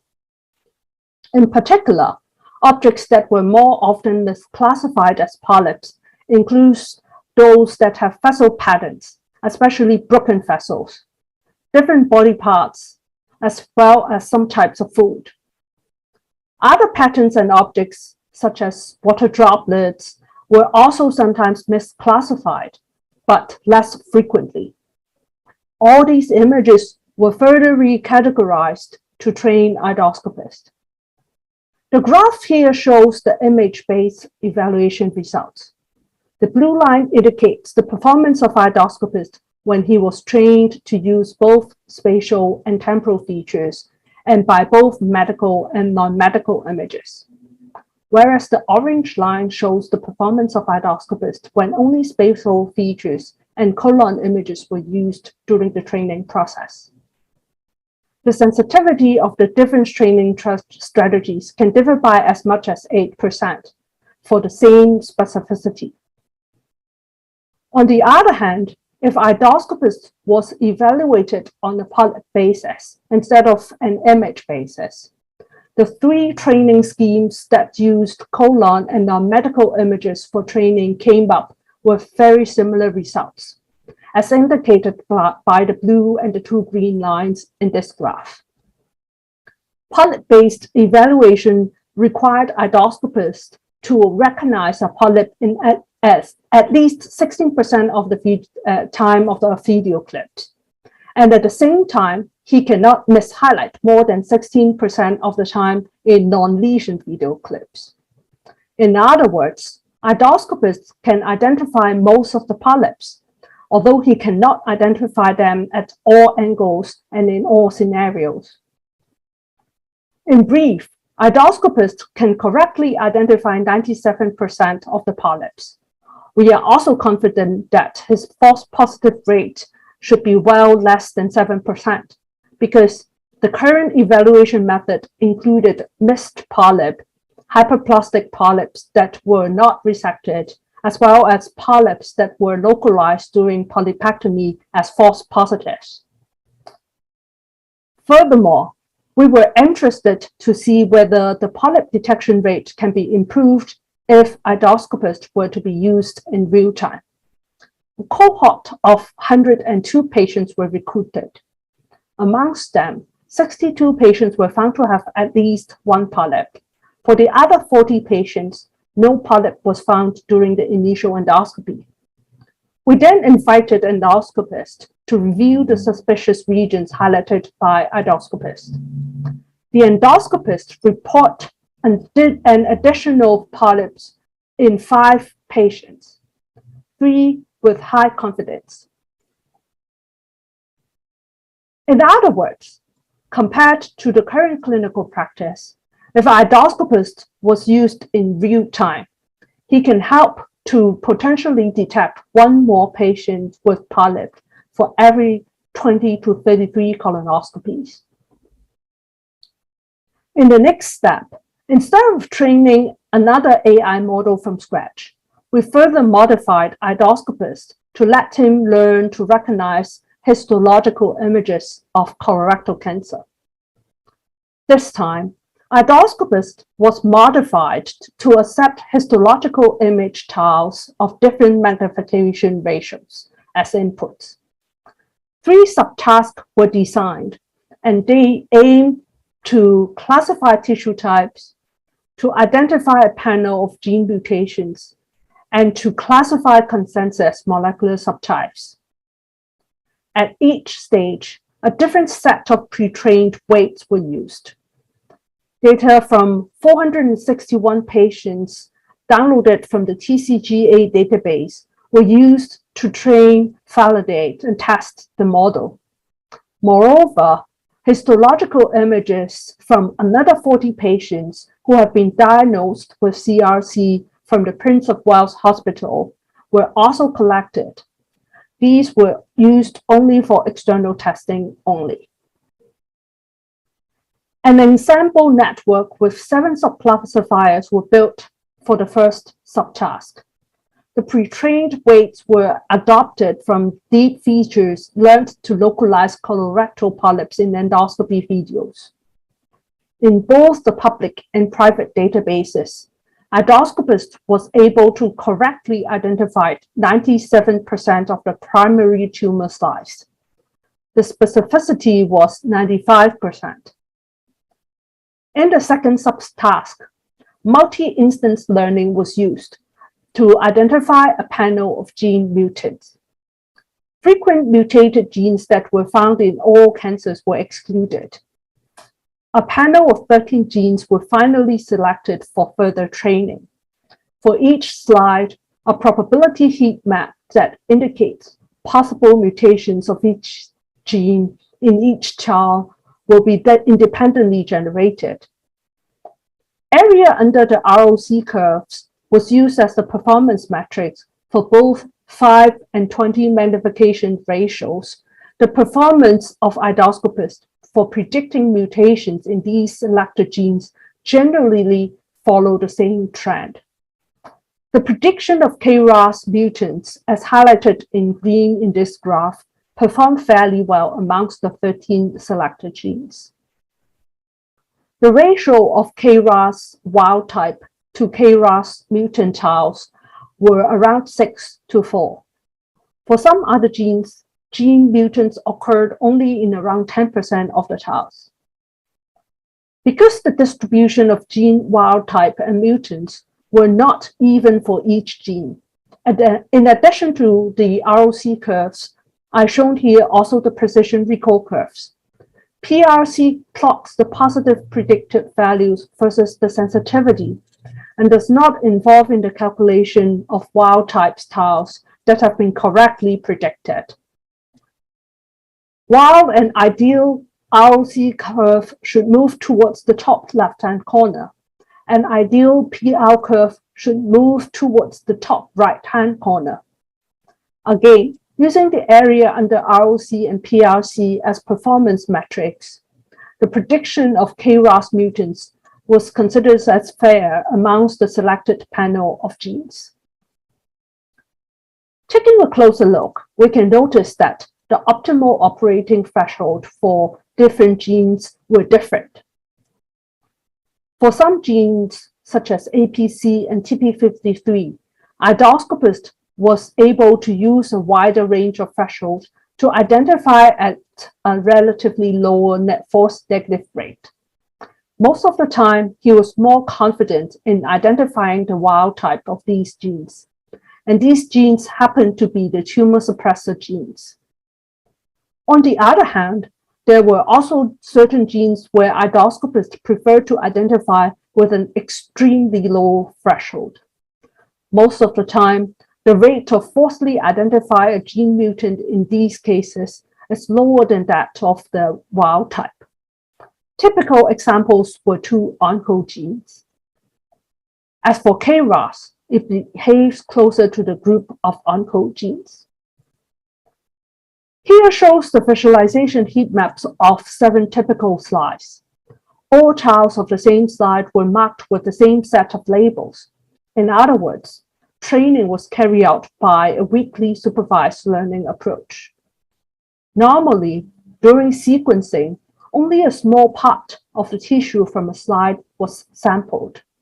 On the other hand, Idoscopist was designed to predict for each child independently, and then an overall result was made for the whole slide. It is therefore possible that the discrepancy between the 2 methods was caused by the sample location of the sequencing method. In the last subtask, Idoscopus was designed to classify each tau into one of the 4 consensus molecular subtypes. KRAS mutants was initially thought to relate to CMS2, 3, and 4. More recently, the list of genes associated with these subtypes was expanded to include a couple other genes, most of which were included in our study. Since the gene list overlaps those included in the second subtask, we used the pre-trained weights from the previous stage in this subtask. Labels were obtained from a random forest classifier, which used 200,000 gene mutations to classify CRC histological images into the 4 subclasses. The RF classifier and Idoscopus agreed in only around half of the slides. They agreed better on CMS2 and 4. The results suggested that the optimization of the prediction of the selected gene mutants did not lead to better CMS classification. In this last section, let me use KRAS as an example to further explain its significance of the findings of Idoscopus on colorectal cancer biology and treatment. The output of Idoscopus was further compared with the sequencing technique in identifying KRAS mutants in 40 subjects recruited from the Prince of Wales Hospital in Hong Kong. Idoscopists were blinded to the survival data of these patients. Using the whole histological slide from each patient, Idoscopist was asked to predict whether the subject had KRAS wild type or KRAS mutants.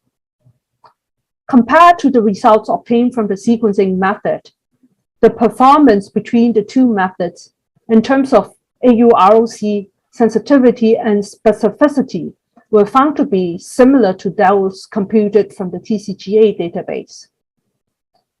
Interesting enough, when we studied the survival analysis of these patients, we found that within the first 6 months after diagnosis, the percentage of survival was similar between the 2 groups of subjects, that is, subjects whom Idoscopus has identified with KRAS wild type or KRAS mutants. Nevertheless, the percentage survival of these 2 groups of patients widened after 6 months. And by the end of the 30th month, percentage survival of the 2 groups differed by almost 25%. Patients predicted with KRAS mutants had a higher chance to survive. Similar phenomena was not observed for the 2 groups of patients who were divided up by the sequencing method, as indicated by the 2 black lines in this graph. Is this finding by Idoscopus trustable? First, let us review our current understanding of KRAS mutations and its significance in colorectal cancer biology. A recent update published in Cell presented a thorough view on the topic. In brief, the KRAS protein can be viewed as a combination of 2 regions. The G domain is responsible for catalytic activity and effective binding, while the hypervariable region is responsible for binding to the plasma membrane. The KRAS protein relays signals from outside the cell to the cell nucleus, and it's part of the RAS-MAPK pathway. It acts like a switch that can be turned on and off during the signal relaying process. A single amino acid mutation in the KRAS G domain can already stop the GDP-GTP binding to this site, and thus disrupt the well-regulated function of KRAS. Indeed, single base substitutions in codon 12 and 13 are very common carcinogenic mutations that affect the GTP base function.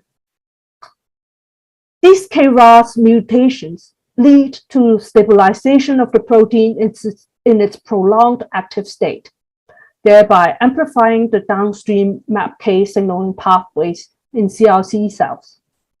Although different therapeutics that target and inhibit molecules downstream of KRAS has been proposed for CRC, they were not very successful so far.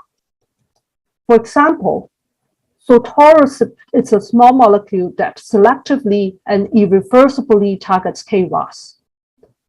When given to patients with colorectal cancer with this mutation, their responses were not as promising as to non-small cell lung cancer patients with the same mutation.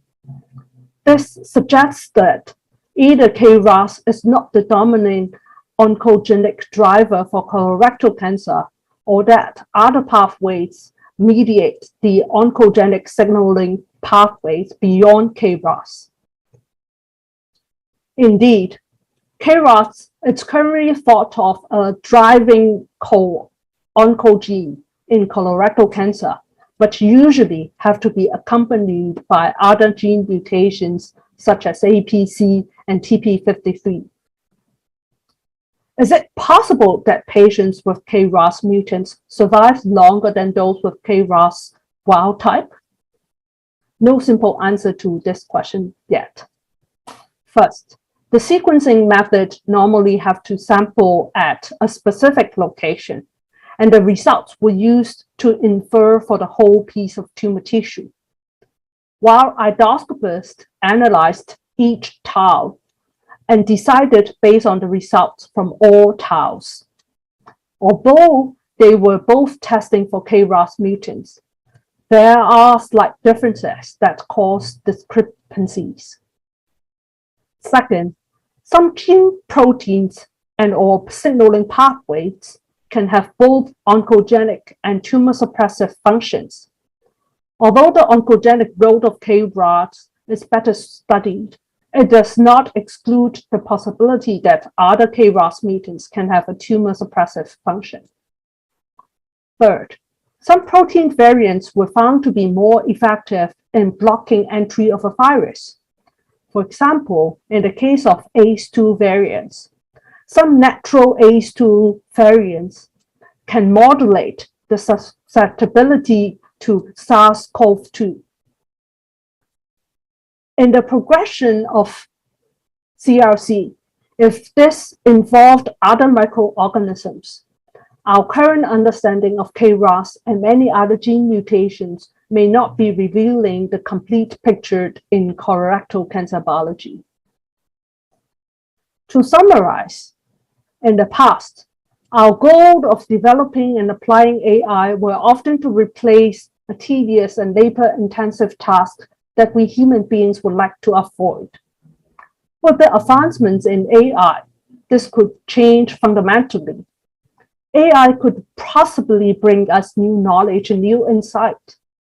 Using the identification of KRAS as an example, I discussed how different training pathways of endoscopists can lead to new discovery that may not be intuitive to our current understanding of colorectal cancer biology. The findings may be able to help us to advance disease biology and reform how healthcare should be delivered. Of course, many of those need deeper thoughts and research, as well as innovative ways to verify. Our group has been working in various projects that involve AI in the design of medical devices, therapeutics, prediction algorithms, and healthcare delivery approaches, and many of them for different diseases. We are keen to put them together in a holistic and integrated picture in order to truly experience how the power of AI can transform our future healthcare model. I would like to thank colleagues who have helped in the above research. The work on gene mutations were mostly completed by Yuqi and Cecilia. Many colleagues from CU Surgery Medicine and Pathology have helped to make this work possible. If you are interested, you may find my work using this ORG-ID. Thank you very much for your attention.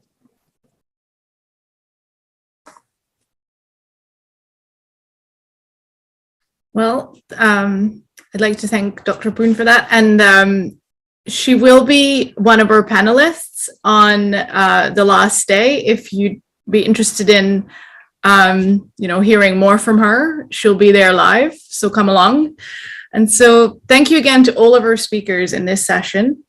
It was a wide-ranging session with very different areas touched upon, all within digital health. So fascinating.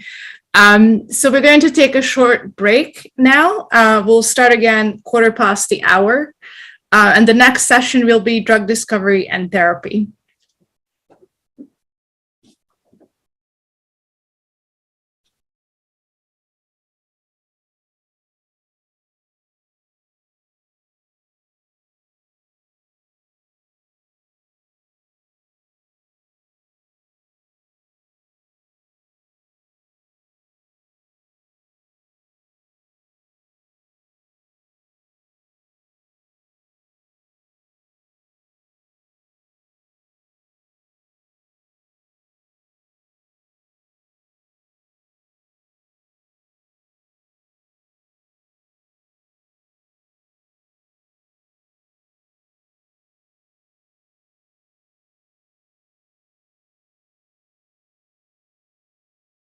We can start our second section. And good morning and good evening, everyone. I am Sha. I'm a scientific editor at Cell Reports Medicine. So I will be hosting the second section in today's conference. And in the previous section, I think we learned the power about data, and we see how the AI can leverage your wearable data, the audio data, the GPS data, and the omics data, how this data can help promote human healthcare and advance the disease biology. And in the next section, we will move to how AI can help in drug discovery and gene therapy. And we will have 4 speakers in this section. Our first speaker will be Dr. Feng Ren. And Dr. Ren received his PhD degree in Harvard University. And now he has joined the In Silico Medicine as a CSO. Feng is very experienced in drug discovery and development. And today he will talk about AI-powered drug discovery case studies. Welcome, Feng. Okay, thank you, Sha. So I assume you can hear me, and also you can see the screen. Yeah, good. Okay, yeah. Thank you, Sha, for the very nice introduction. It's a great pleasure to be here today to present our recent works from In Silico Medicine. In Silico is an AI-powered drug discovery company. And we are focusing on 4 disease areas, including immunology, oncology, fibrosis, and also some CNS diseases. So today I'm going to give a couple of examples for the AI accelerated drug discovery in IPF and also HCC. So as we all know, the pharmaceutical industry is becoming one of the least productive industries in the world. So from the one paper from Nature Reviews in Drug Discovery in 2010, it reported that it takes on average more than 10 years from the discovery to launch a new drug, and the average cost is greater than $2 billion. And also, in addition to that, the success rate is very low. So the overall success rate from target ID all the way to the launch is less than 5%. So currently the pharmaceutical industries are facing 3 major challenges. So the first one is related to biology, that is how to identify a target with novelty at the same time with higher confidence.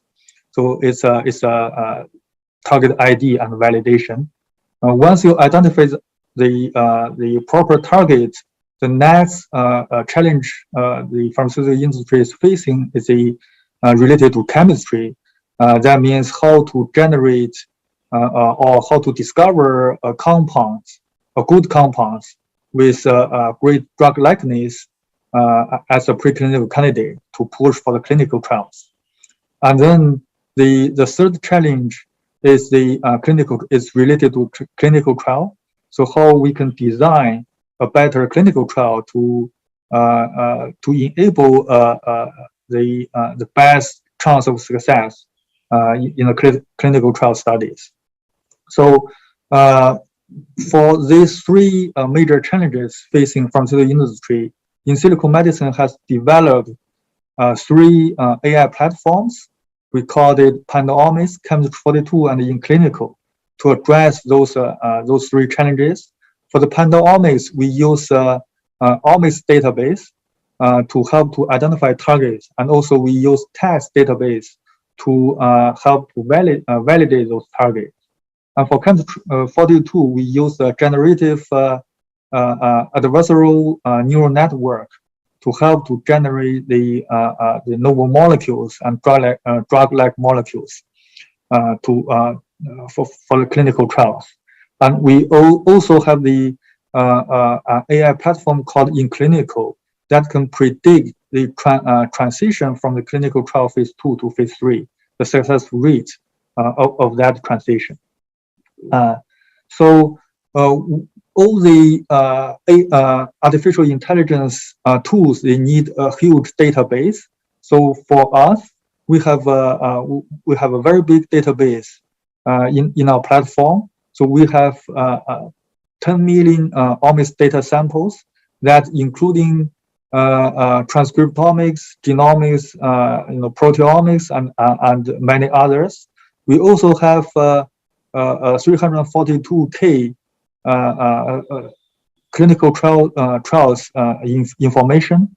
In addition to that, we have 1.3 million the information about the compound, small molecules and biologics, including their structure information, their in vitro and in vivo efficacy information, and also their toxicology information. And we also have more than 40 million publications that in our database. So we have a very strong database, and we have a very powerful AI tool.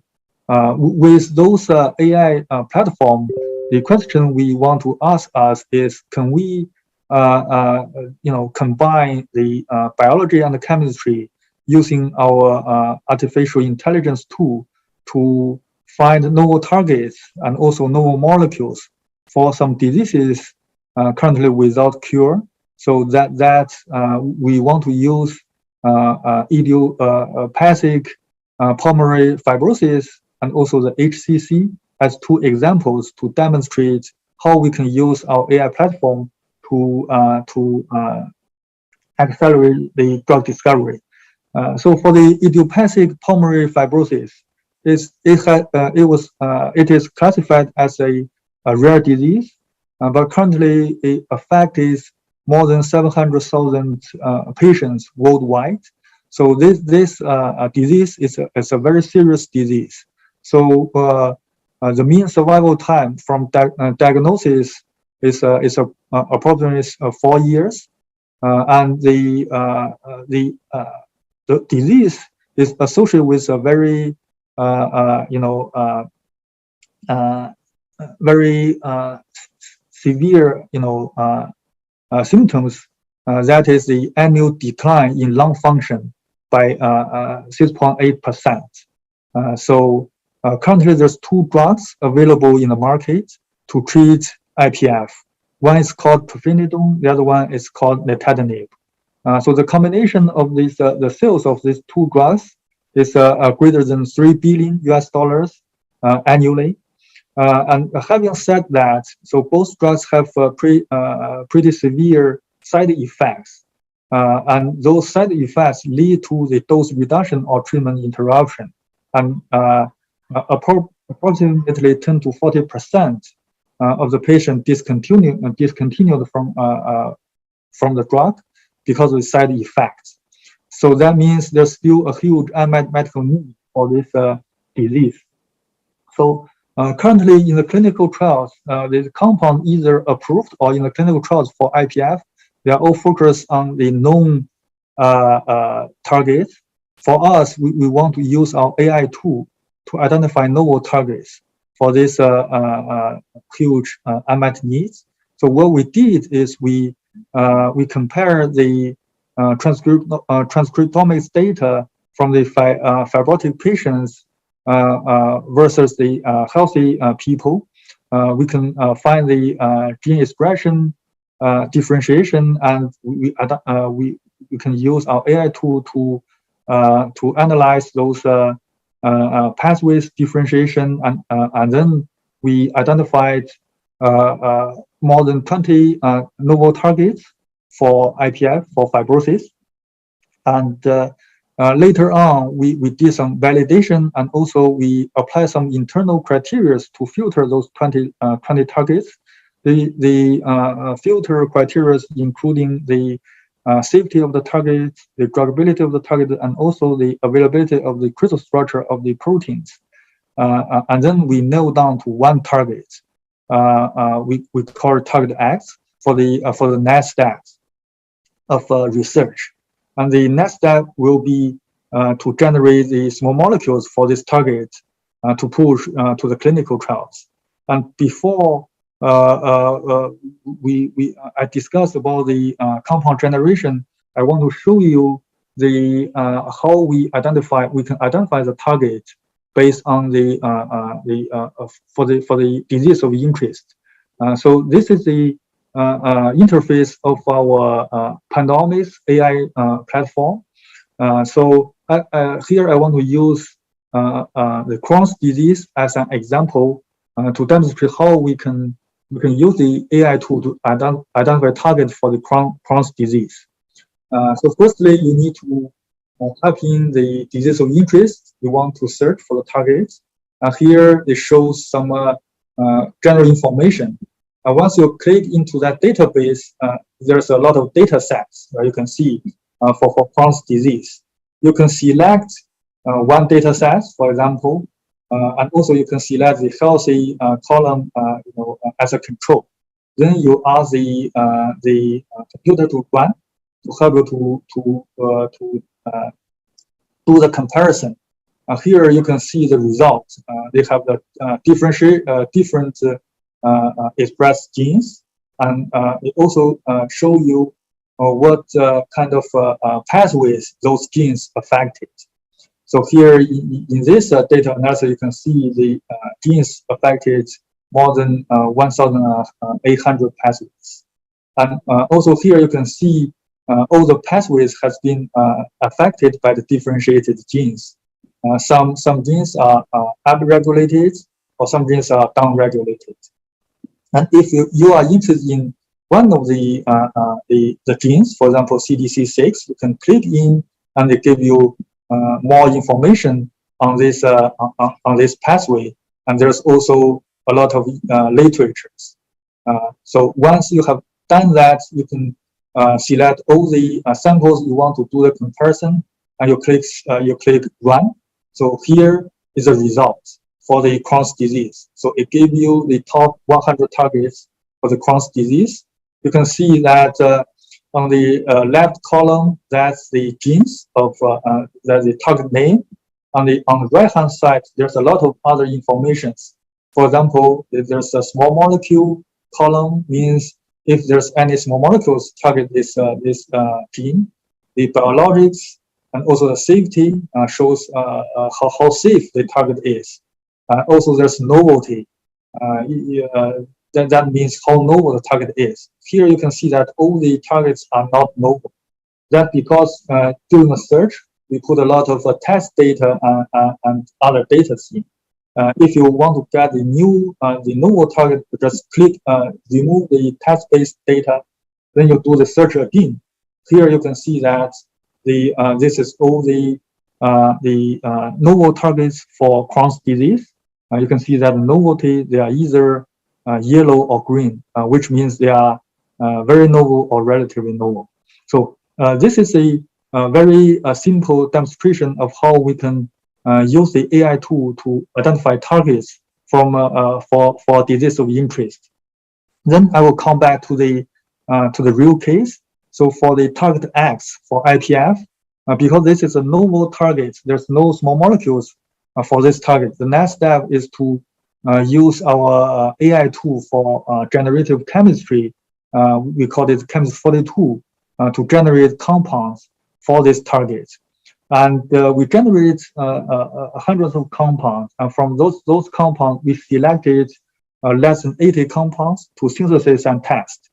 On the right-hand side figure, on the bottom figure, you can see that's the measured IC50 value of the 80 compounds we have tested.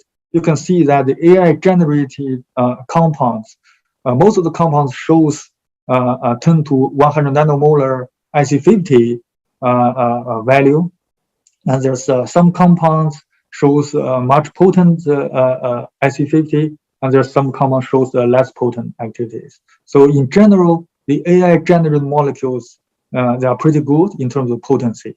And from those close to 80 compounds, we found one compound we called 055 that shows pretty good potency and also very good druggability. And then we move this compound to the next steps for further evaluation. So the next step is to do the animal model. So here we use a bleomycin-induced mouse model to evaluate the effect of the compounds in the fibrosis.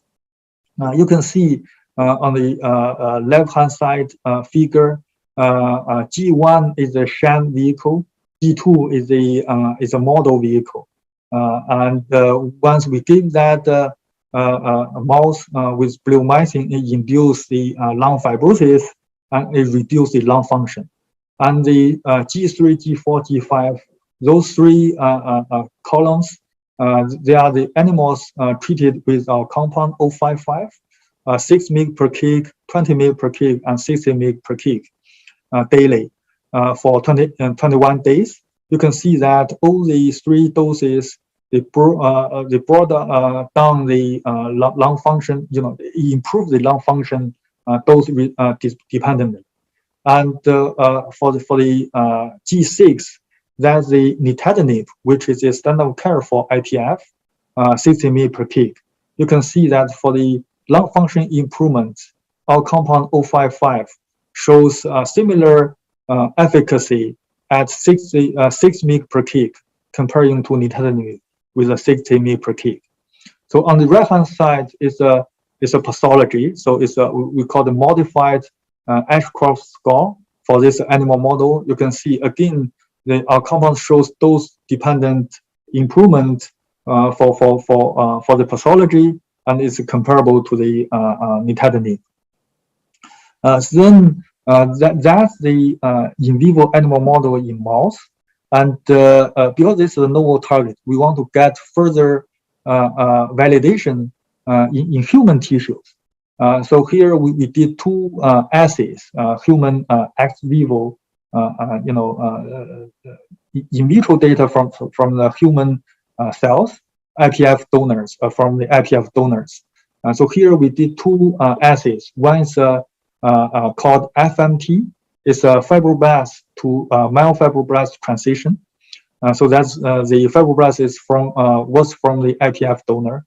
And the second assay is we call the EMT. It's an epithelial to mesenchymal transition. So those epithelial cells also was taken from the IPF donor.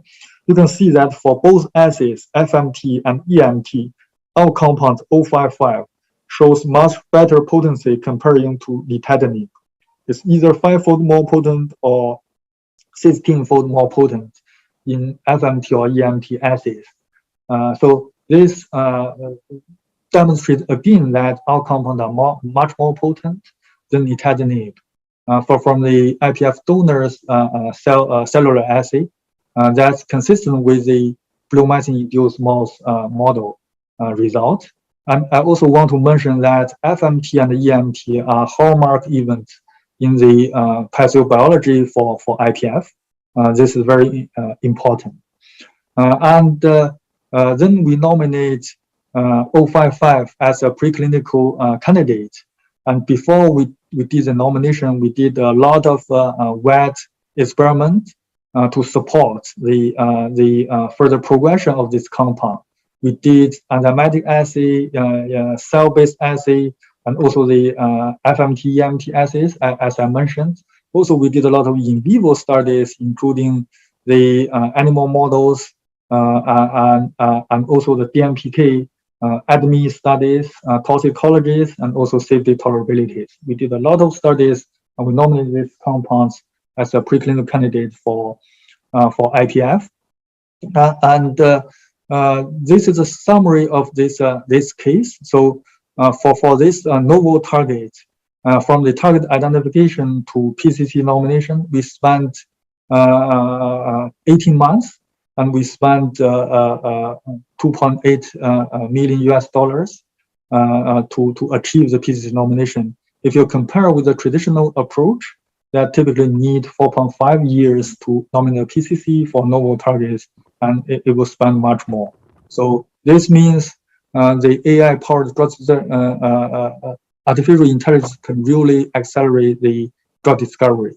And this target is not only for IPF. It's also it can be also applied in the kidney fibrosis, skin fibrosis, and the liver fibrosis. For kidney fibrosis, we also have a PCC. For skin fibrosis, is currently we have animal models ongoing, and for liver fibrosis, we have the cell-based data, and we are planning for the animal models. So this is a UUO model, a UUO mice model for kidney fibrosis. This is another compound, 073. You can see that from these pictures, the top left picture is a sham control. The middle one is a vehicle. The right-hand side, top right-hand side is a positive control compound, 100 milligram per kg daily. You can see the bottom three figures. They are the mouse treated with our compounds.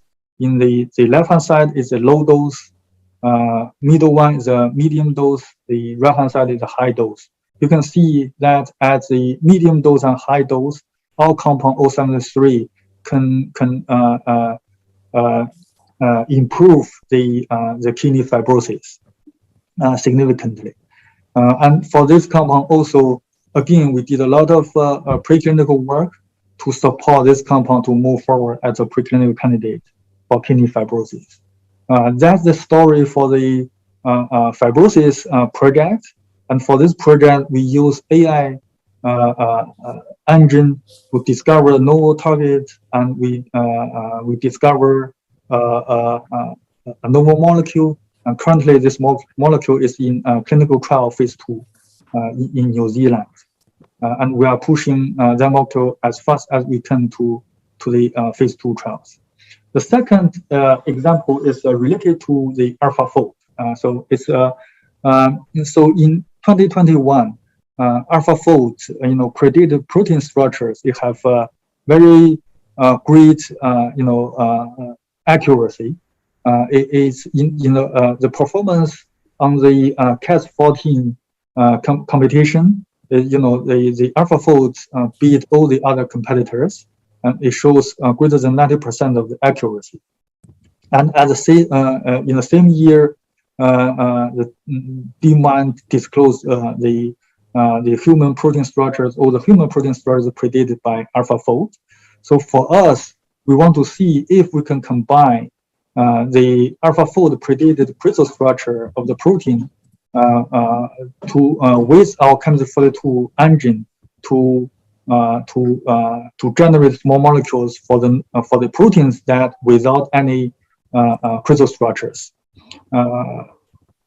And here the program, the disease of interest is HCC, hepatocellular carcinoma, and we identify one target. It's called CDK20. So this target is not only can modulate the cell cycle and oncogenic signaling, but it also can have the function of the immunosuppression. So we think it's a good target. So again, for this target discovery, we use pandomics. We put HCC as a disease of interest, and we use pandomics to identify the novel target for this disease. And from the target identification, we identify quite a few of the novel targets. But CDK20 is one of them. Was one of them. The reason we select CDK20 is because currently there's no crystal structure for this target, and but there's a AlphaFold predicate structure. So the next step is to use Chem42 to generate the molecules for this target. And because there's no crystal structure for CDK20, we use the AlphaFold predicate structure, and we put that structure into the Chem42. But before we can use that structure, we need to do some structure modifications, refinements from the AlphaFold predicted structure, because there's quite a lot of the motifs that with a very low confidence from the AlphaFold. So we did some refinement, and then we put a refined structure into our Chem42. And here is the how the Chem42 work. And once we put that crystal predicate structure into our Chem42, it will identify the binding pocket for the crystal for the protein, and also it identify the key interactions. And then the next step is to set up the reward. We have the package reward, we have the shape reward, pharmacophore reward, and also there's a preliminary fragments you can select.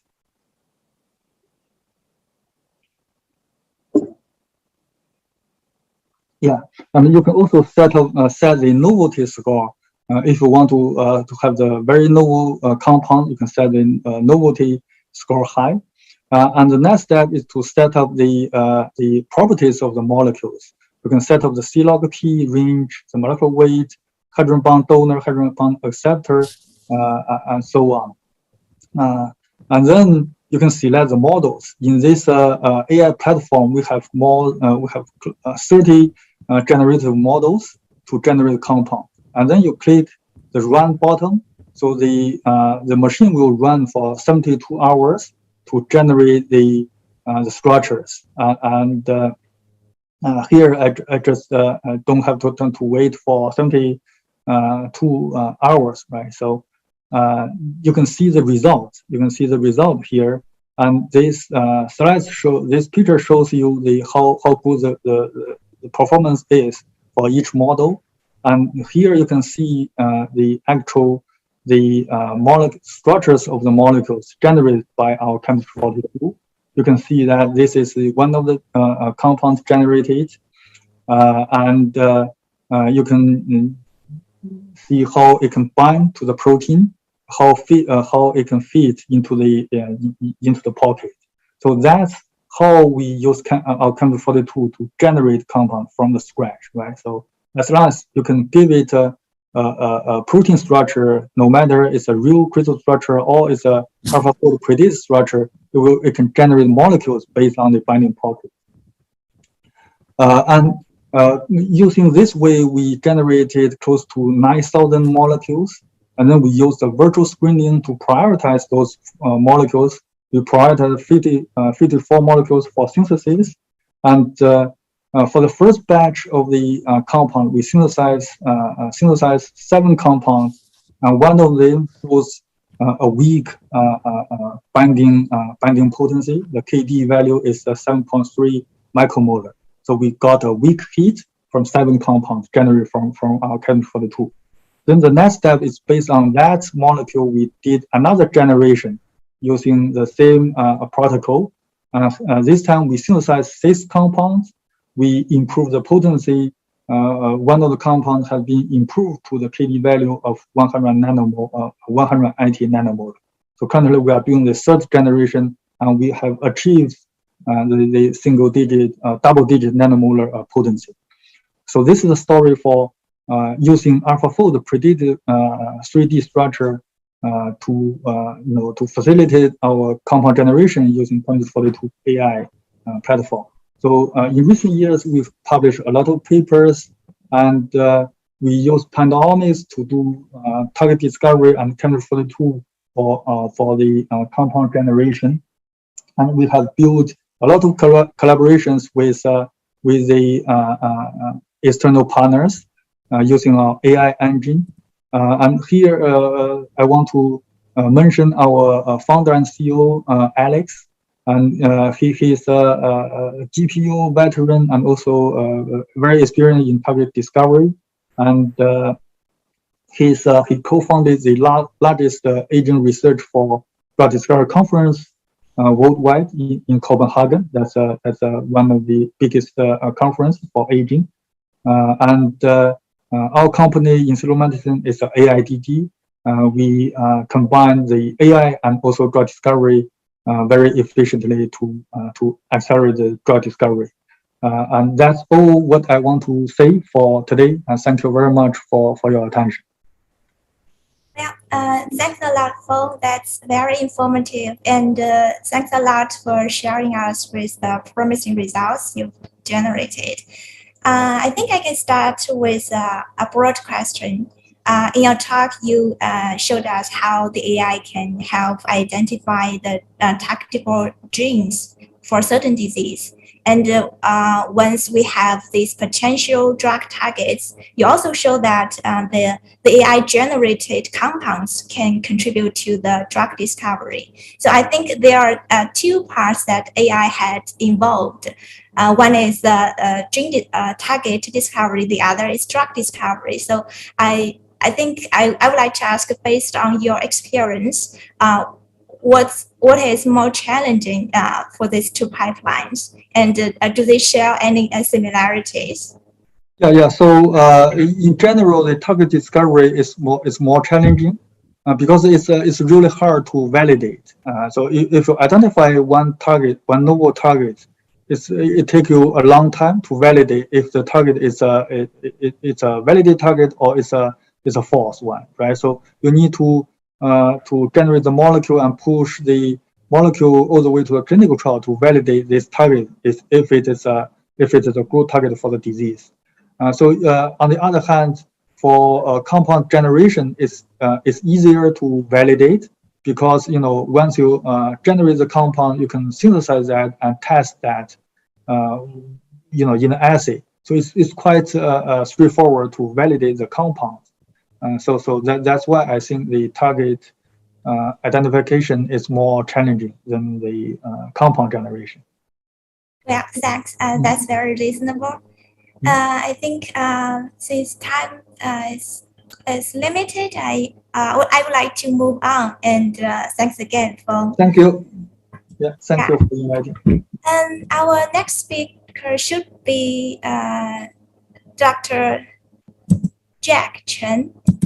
But I think Dr. Chen is not online yet. Oh, I saw you, Jack. So then I think we can move on to Dr. Chen's presentation. Dr. Chen is from the Informatics Institute at the University of Alabama at Birmingham, and he is the Chief Bioinformatics Officer. Jack's lab focuses on the multi-omics modeling and artificial intelligence application in medicine. And Jack is an expert in biological data mining and systems biology. And he has been an organizer of the International Bioinformatics and Knowledge Discovery for the past 2 decades. And today, Jack's talk will be Outgaming Cancer with AI and System Biology Modes. Welcome, Jack. Well, thank you very much. And I'm really excited to share some of our experience with the experts and colleagues here at the conference. I want to talk about this work, which is still in the preliminary research phase, but keep us excited. I give it a nice just an overview to begin my presentation to show that we are really interested in taking diverse omics data set from biological samples. We normally use not just a machine learning and AI straightforward approach, but instead we're trying to understand the relationship between different biological entities and to build models that incorporate a lot of the prior biological knowledge.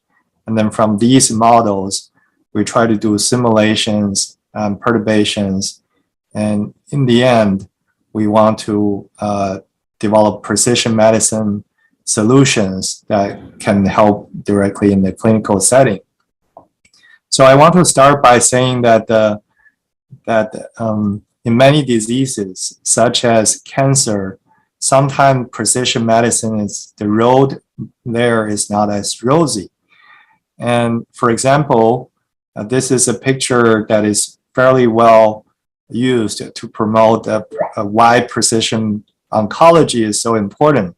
If you have 3 cancer patients, cancer patient A and B have cancer in the same organ but different mutation, of course you use sequencing techniques and sequence a target mutation, target gene mutation, use different drug. If patient C has a different cancer but supposedly shared similar mutation profile with a patient A, maybe you can reuse the drug. So that's I think the canonical definition, precision oncology. However, there's an editorial in Nature at 6 years ago that says if you look at the whole spectrum of cancers, not just the easy cancer that have well-defined mutation profile, and through the NCI MATCH trial, the outcome of those trials with targeted sequencing can usually pair less than 5% of the patient. And in terms of the clinical outcome, improving patient lives, and it's only a couple of months of life extension. So it's not as dramatic as we had hoped.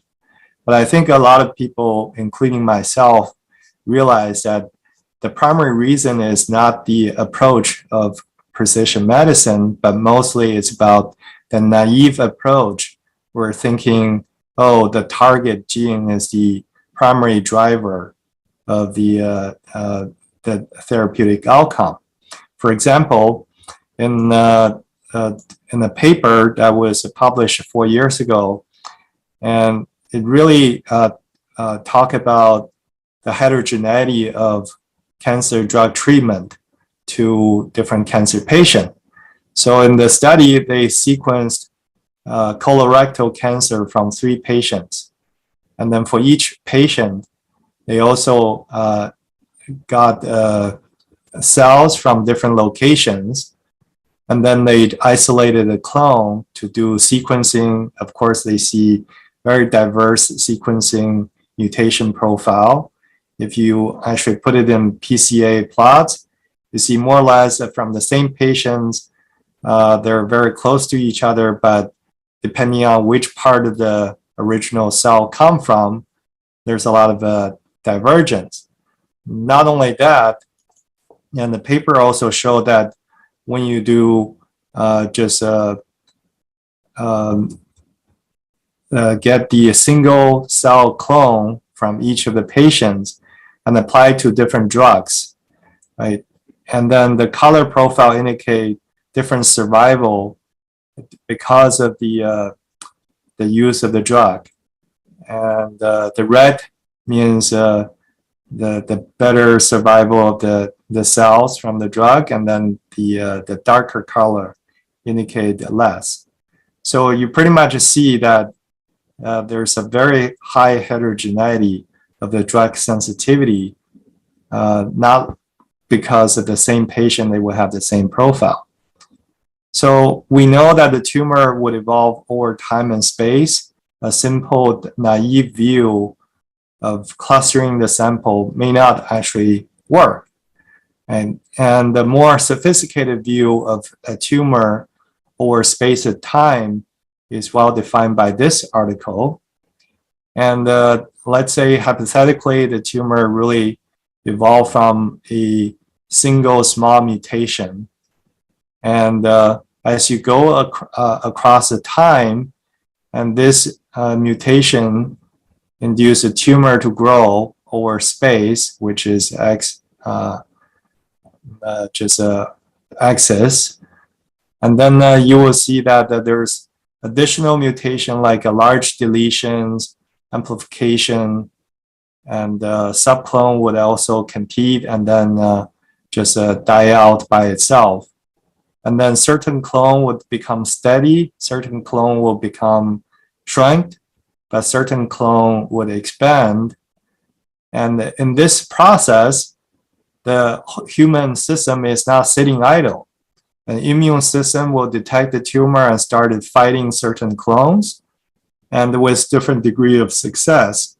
So at any time when you try to sequence the tumor, you are actually just getting a snapshot of whatever is battlefield at the time. And of course, the tumor would also metastasize and then establish new clone. When you apply therapy, maybe some of the clones will shrink, but then not completely.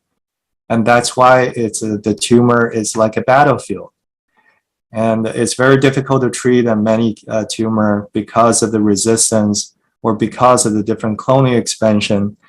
And it's very difficult to win the game of the cancer.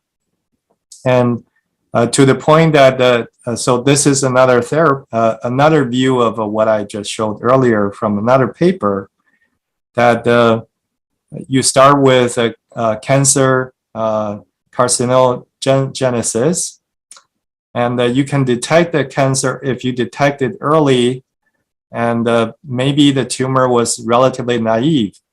If you try to pair up the drug at this point, and when the tumor already evolved and then different clone come out, even if you have the perfect therapy to say, oh, this part must be reflective of the cancer, and then you completely wipe out this clone, but the part that you didn't sample will eventually win out.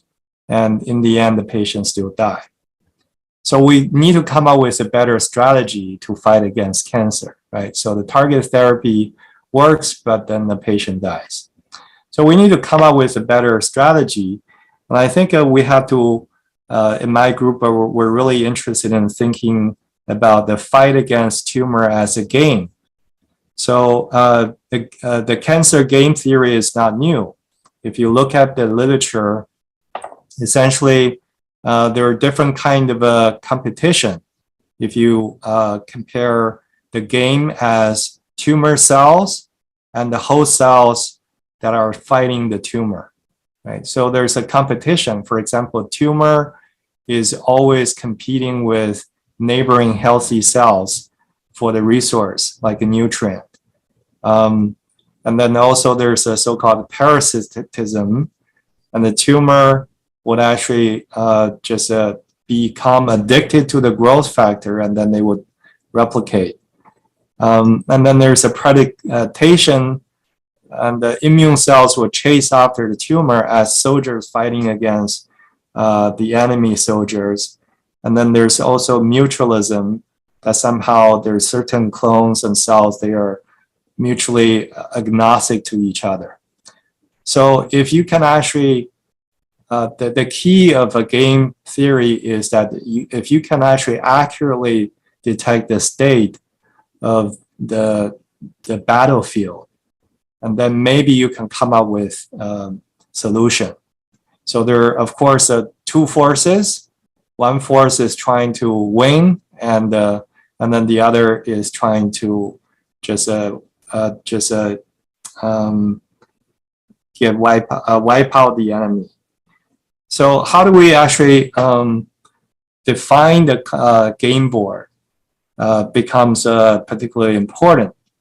So luckily, I think in AI, there's actually a new concept called embedding. And we believe that embedding is the key, holds the key to defining the game board with some careful design. So you have multi-omics profiles, and these profiles will become very high dimensional. And so I think usually the game board is something that is relatively conceptually concise to think about. So we say that maybe you can use things like t-SNE or UMAP, which is very popular in single cell analysis, but single cell are not samples, right? They're just sometimes they're very similar, but we want to actually define a board that shows all of the prior knowledge that we know about the cancer, right? So maybe if you have sufficient number of samples, for example, from TCGA, you can chart out this game board. And so we say that the game board have positions, and maybe each of the position can correspond to different clinical outcome. Like in this case, the green one would be relatively better outcome, and the red ones are relatively bad outcome. So there are certainly, it's like a chessboard, and there are hotspots for cancer deaths, and then there are hotspots for just cancer inhibition. So the question of defining this cancer game board is, what state are my current cancer patients are in? And can we actually drive the cancer patient from relatively bad spots to relatively good spots? If so, if it can be proven to work, and then I think that would open up new therapeutic strategies. So what about the heterogeneity that I mentioned earlier? So it can be mapped. For example, if you have some single cell data, and you can map the different marker genes, and use the marker genes to define. So whether the different cell populations or different cells are occupying different spots, right? And then maybe it doesn't occupy one spot, multiple spots are okay. But if you apply some kind of a treatment and they shifted in spot, as long as the shifted spot eventually go into the green one, which is a good survival, so you know that you're making good process. So conceptually, this is what we're trying to do, but does it really work in the practice? We know that we normally have data that looks like this: gene expression matrix, sample versus genes, right? And then, so usually we just explore the genes using gene ontology pathway analysis samples, and we just say, well, what are the overall clinical characteristics, survival, not survival. But I think we need to do a lot more in characterizing the samples, because the game board requires a lot more annotations on what each position would mean clinically. And having just a very poor clinical annotation is not going to help. And I'll just use one example of cancer that we've been studying with our collaborators. This is called glioblastoma. In glioblastoma, many people may have heard about. It's a very aggressive but relatively rare cancer type. And normally it's got 17,000 people in the US who got this disease. Senator John McCain died of this disease. And the median survival time is only 12 to 15 months. It's very difficult to treat because it's not only because it's a cancer in the brain, and therefore you have to limited option for surgery. You can't cut out the entire brain tissue, and there's a lot of consequences. But also because many of the drug do not pass through the blood-brain barrier. So your limited options are some small molecule drug and the radiation and surgery. Okay, so that's, and surgery and radiation sometimes do not treat the tumor if it's invasive into the brain structures. And so we need a lot of new strategies in treating it. The past work is just by using the sample versus gene matrix using heat map. Right? So you have these genes, and then you have these samples that can be grouped into unknown, uncharacterized subtypes. So in this work done 16 years ago, they defined these subtypes as perneural, mesenchymal, and proliferative. And depending on the gene signatures, you can define the survival to be relatively better survival, which is perneural, or mesenchymal and proliferation that have a really aggressive survival. So no game board was involved in the traditional way, but only gene signatures. Now we're going to change that and come back to the game board definition idea. So we believe that the embedding techniques, and especially t-SNE and the UMAP, are very useful. And each of the dots here would be a patient sample. And if we can get the patient sample properly embedded, just like the cell can be embedded in a single cell analysis, maybe we can make progress, right? I'll just show one outside just inspiration using this example. So they were trying to study the COPD patients with different smoking history, and you can go to this GSE data set. It has nothing to do with cancer, but I just want to prove a point. Exploration of clinical attributes on the embedding is very important. If you actually use a smoking status, current smoker, former smoker, never smoker, and you will see that the annotation are all over the place. There's no such thing called the hotspot of the annotation area, and therefore the whole idea of annotating the game board would not work. However, this research pointed out that you can, instead of just doing this smoking status, if you do male and female, all of a sudden you see some patterns. In the middle, that's a male, and somewhere on the outside is a female. So that's exactly what they did. They used a single cell analysis like technique, but except that they apply it to label of the gender and cluster the samples of COPD patients into C1, C2, and C3, where C2 is mostly male and the C1 is mostly female. Having that, and then they redid the cluster analysis, and they were clearly showing that in C1, which is a green area, you not only have relatively distinct gene expression signature, but also you can see that this clinical features are mostly is a female. Essentially, what they're finding is female specific gene expression signatures. Whereas in this cluster, they're finding type 1 of the male specific signatures. And then here is the type 2 male specific signatures. So by properly using game board, they were able to solve the problem of finding signatures dependent on the gender very nicely. So we came up with this, we thought, okay, so tools like this would be important. Why not just come up with a software tool that make it finding annotation spots on the game board easier. So we published a paper called the Statistical Enrichment Analysis of Samples, or SEAS, S-E-A-S. You can go there and look up for this just a paper and a website.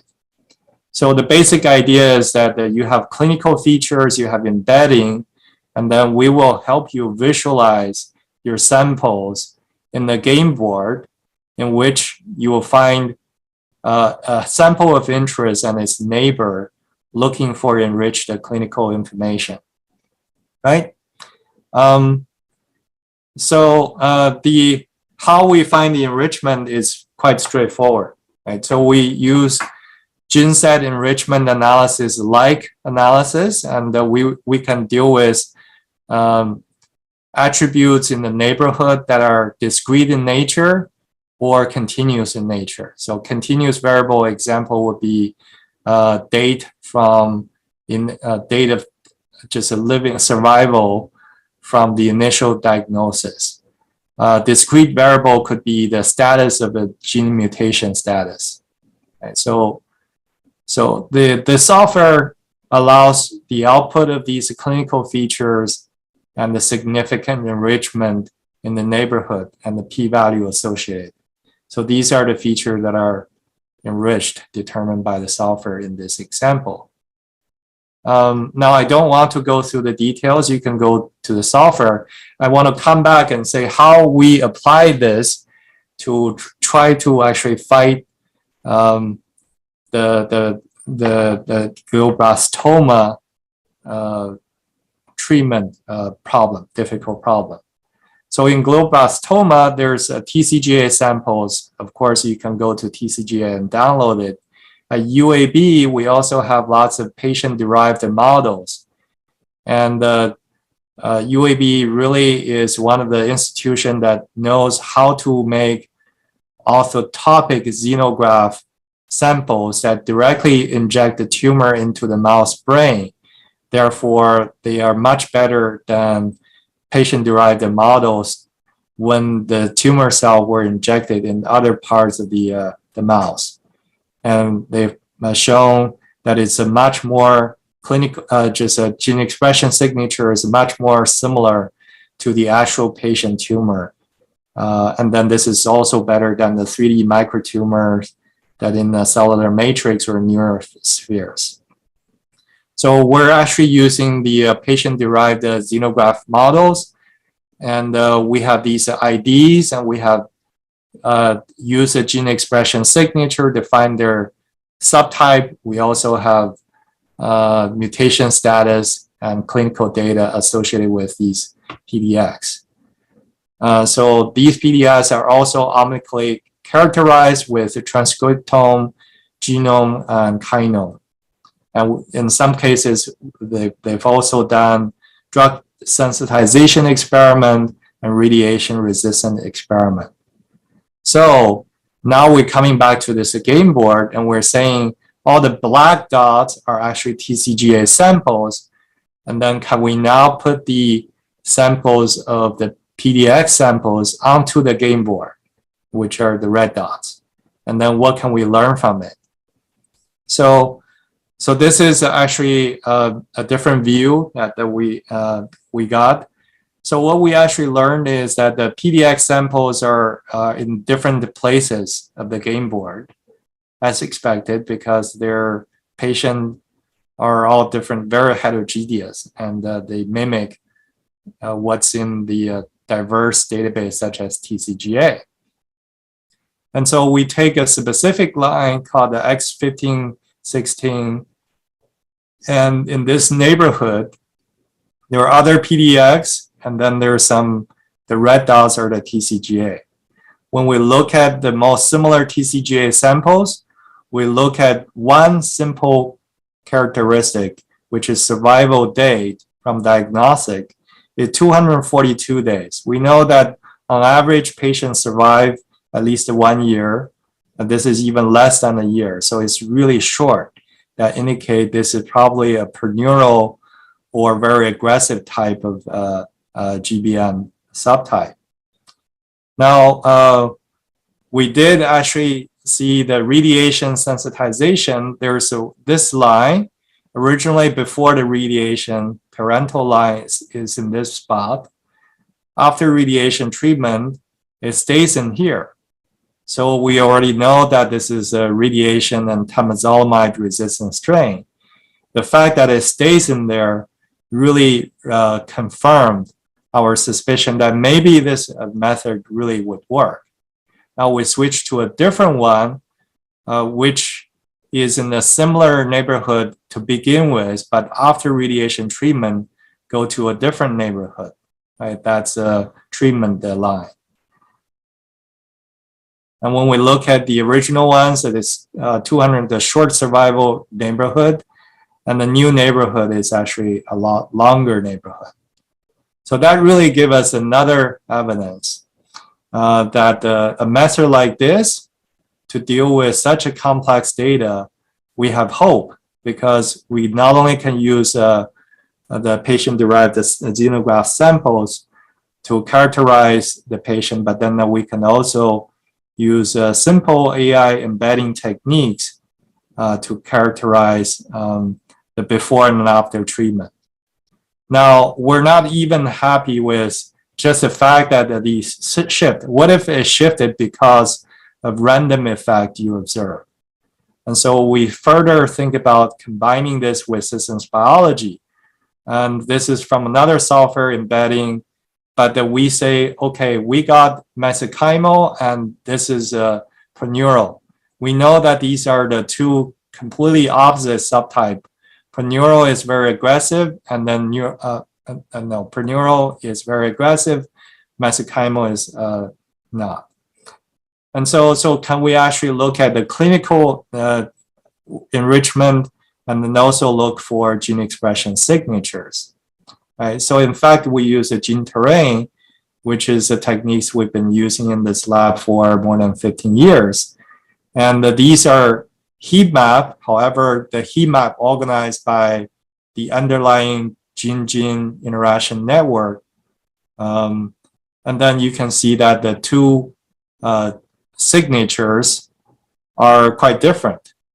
So in fact, in cluster A, we got a gene terrain profile that looks like one spot is really dark blue, meaning suppression of expression, and cluster B is actually overexpression.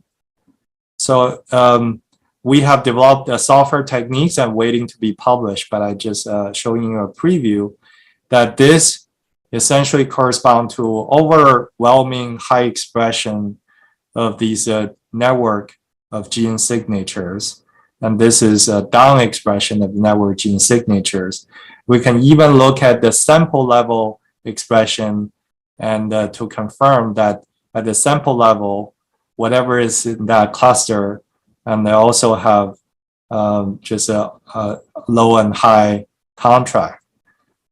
So, so what exactly is it? Just a gene terrain? I don't think I have time for it. But I just want to show you that in the ISMB, we have papers that describe the underlying network layout, which is completely just a different line of work. But the devil is in details. The layout is very important, and we use not the standard organic layout, but we use a network-inspired topology hub-centric layout to plot these gene terrains. So if we can plot that, and then we can get the regions of the genes, and we can characterize the underlying pathways, and then confirm that whatever we found out that is expression level differences can be actually traced back to genes and network. And another thing that we have also done is we can also find gene signatures linked to patient survival. So for example, this is another example. We look at the gene terrain, and if we're interested not just in genes, but we're interested in the their survival panels. And so essentially we can get the underlying genes and then build a survival panel, okay? And then this is the survival panel that we have built. The p-value is significant, and this panel is solely built from gene terrain, the fact that we were able to find differences. And in fact, we validated if you only plot the underlying genes, even though each of the genes are differentially expressed, and the survival curve, none of them are significant. And if we go to the other 6 of the 12 gene panel, none of them are significant. So coming back to this the whole idea of what we have done is we have first come up with a cancer game board. We can actually use the tools to characterize the clinical features and find the clinical hotspot. And further on, we can take the samples, we can try to analyze what exactly is at the gene level or network level is showing the differences at the clinical level. And from that, we can even further find the survival gene signatures that may help with the clinical utility. So with that, and I think I'm running out of time, and I'd like to say that, yeah, so thanks these people, and maybe take 1 or 2 questions. Yeah, thanks a lot, Jack. It's very nice to see the PDX models of GBM. I think maybe I can ask you a quick question. I'm wondering, can we use these PDX models as well as the system biology approaches or AI algorithms for the precision medicine? Because you model cancer as a game, so I'm wondering how can these preclinical models and in silico approaches help us win the game of cancer? Yeah, that's a very good point. So I think what I have shown is a very limited success using PDX, and you try to run different drug treatment on PDX and then confirm where it's moving the PDX line on the spot of the game. So if you can actually systematically do all the drugs, maybe 1,000 drugs on these 100 PDX and all different perturbations, so you already have like a recipe of like a Go chess. And if you play Go chess, you already know that what are the known solutions. So whenever you have a new cancer type coming in, even that's not PDX, you can match it to the PDX that you already have. You already know that these PDX will go into different fate depending on the drug, and then you would just directly give patient the treatment, and hopefully you can outgain the cancer. Thank you, Jack. That's very fascinating. Okay, I think we need to move on to our next talk. So our next talk will be a pre-recorded presentation from Professor Olga Troyetskaya from Princeton University. So let's watch the talk together. Hello, everyone. It's a pleasure to be here, even if virtually. And I'm happy to tell you about my work on the quest for deep knowledge, decoding the human genome with deep learning models. Perhaps the most fundamental question of biomedicine and biology is the mapping of phenotypes to genomes. True molecular understanding of human disease requires us to fully map specific coding and non-coding variants to their biochemical and phenotypic effects through the complex cell-type-specific molecular circuits. To map the connection between genome and phenotype, we thus need to predict specific functional impacts of variants through mapping of cellular circuits to precisely identify their phenotypic outcomes. In this talk, I hope to demonstrate to you that this task can only be accomplished through tight integration across human studies, tissue culture, and model organism experiments, and sophisticated computational approaches that are able to interpret the genome in an unbiased and data-driven way, as well as map molecular circuits that these genomic changes are affecting in the variety of different cells and organs in our bodies. So before we go much further, I really want to emphasize to you that when we talk about genomes and variants, of course, there is not just the coding space of variants, but also the vast over 98% of the genome that is non-coding, and of course affects the regulatory, various regulatory roles in the human cells. And what we really need to do is to go beyond the approach of looking statistically at a specific non-coding variant present in a given subset of the population and trying to associate it with phenotypes just that way. That's a very powerful way. but it is not sufficient because many of those variants are very rare. We're not going to be able to find them in the same genomic context. They will have different outcomes, and often multiple non-coding variants are actually going to be needed to detect a specific phenotypic effect. So what we really need is a similar sort of code that we see in the coding variant space, where we have our genetic code that's familiar to us from every textbook in genetics or molecular biology that students learn in their first class. We kind of need a similar effect regulatory code, where we're able to map every possible non-coding variant, be it common, rare, or perhaps even never seen before in sufficient numbers to be able to make any observations in human populations. We need to be able to map that variant to specific biochemical effects on binding of transcription factors, epigenetic outcomes on histone marks, as well as post-transcriptional effects. We find that actually deep learning can accurately predict impact of any variant at the transcriptional and post-transcriptional level. And of course, our DeepSeq approach has come out in 2015, and there's been a huge blossoming of this field, and there's a number of methods of different types of deep learners, both at the transcriptional and post-transcriptional level. And at the post-transcriptional level, we're specifically interested in a variety of different effects mediated by RNA binding proteins, be that splicing or RNA stability or transport. And that's our seq-weaver method that I will also discuss today. Critically, these models do not learn on any mutational data when they're training. So that means that they can predict the impact of any variant, even rare or never before seen variants, with single nucleotide resolution.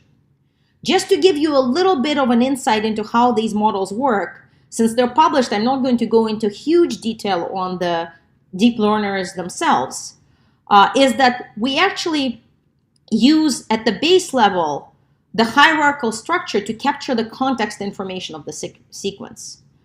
Of course, the multi-layer nonlinear transformation is allowing us to really capture the interaction of sequence features, which we know biologically is quite important.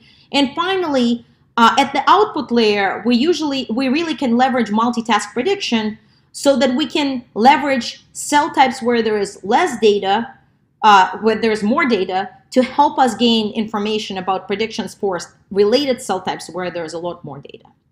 And of course, that all reflected in this hierarchical structure, where the convolution layer is really where we're scanning for motifs, then spatially scaling this in the pooling layer, and finally really capturing the higher order sequence features and interactions in the convolution layer.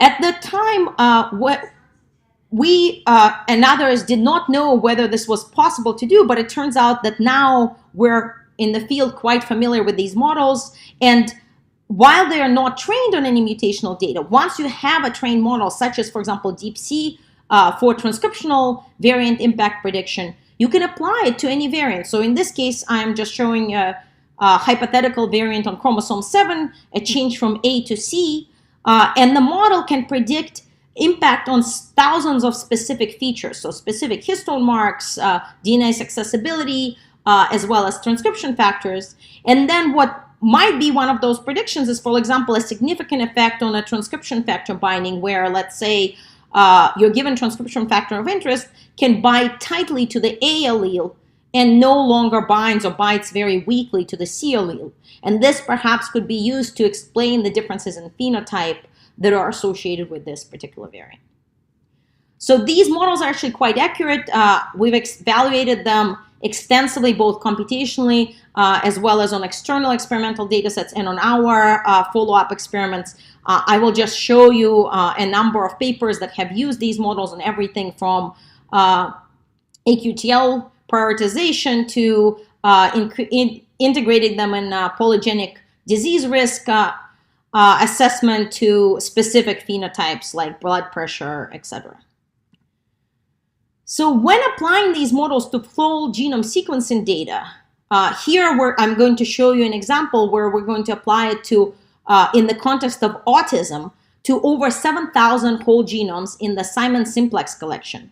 We're able, for the first time, to actually demonstrate significant burdens of non-coding regulatory de novo mutations And this was actually true for any human disease, but here, of course, it's shown for autism. What we actually did is we identified this burden both at the transcriptional and post-transcriptional level, as you can see here, even though this burden was not detectable at the level of mutation count, as you can see in the red and gray bar under the de novo mutations error. So the mutation count for the probands and siblings, unaffected siblings, was actually nearly equal on average, whereas there was a significant difference in how bad by these models were predicting these mutations of an effect these mutations to have. So essentially, the regulatory variants that ASD kids had were worse in their impact than those in the unaffected siblings, even though they did not have significantly more variants by count alone.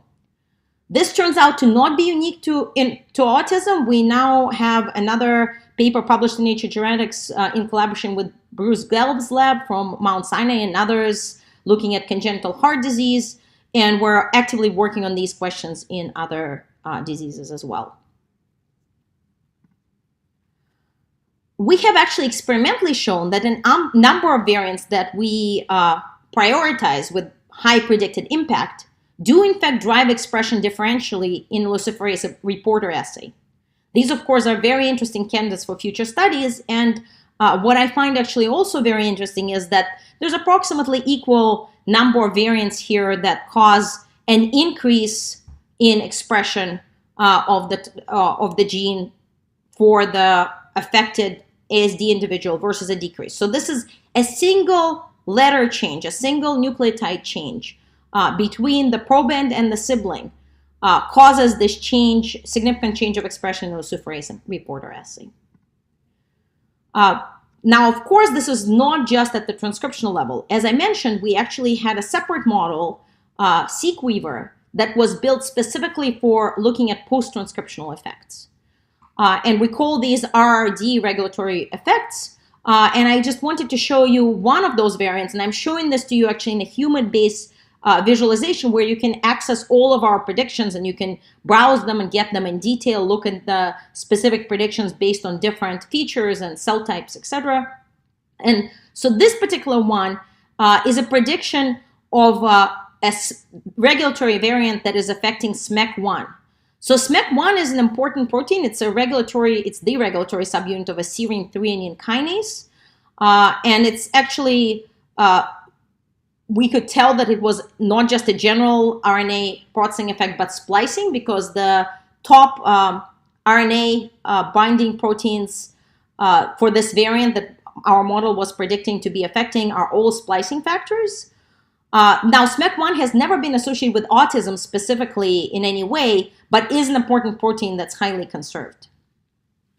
And in fact, when we actually look at this experimentally, indeed, RRD mutations can disrupt splicing. So we do find an ASD proband-specific reduction in the long isoform of SMEC1. And this was actually done in the lab of our close collaborator, Bob Darnell, who is co-senior author of this paper. And you can see that this is a significant reduction in ASD probands. And in fact, when we look at the RRD mutations in general, we actually find a significant association with phenotype, in that low proband IQ is significantly associated with higher dysregulation at this RNA processing level in the kids with ASD.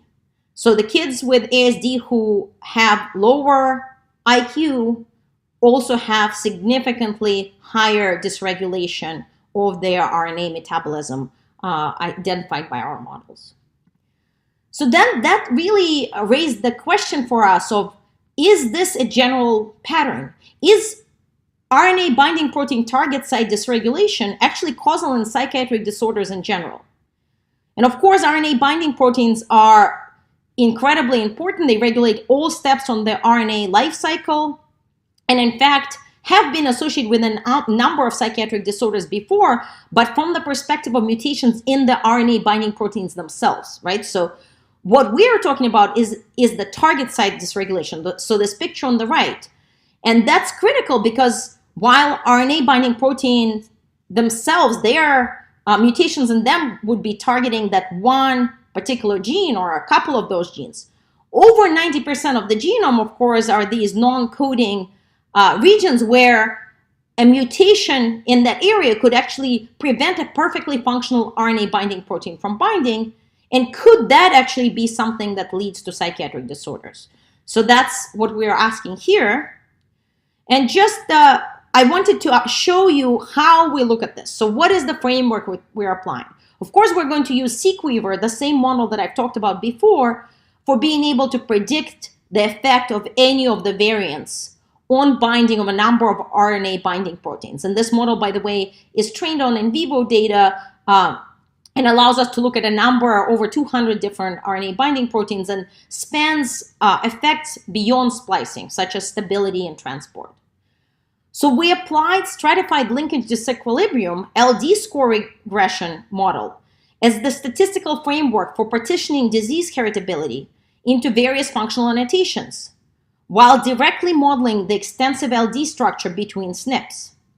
By combining this LD score regression with our deep learning framework, we can now directly estimate the contribution of RBP dysregulation to psychiatric disease. So we're going to use GWAS studies from the Psychiatric Disorders Consortium to be able to assess this. And I want you to be familiar with these graphs because that's what I'm going to show you. So we're going to look at these graphs where on the x-axis we're looking at the psychiatric disorder risk increasing towards the right, and on the y-axis we're looking at RBP dysregulation, again increasing towards the top. So the lower line, if we see our data following along that sort of line, then that looks more like there's no evidence of association in that particular GWAS study.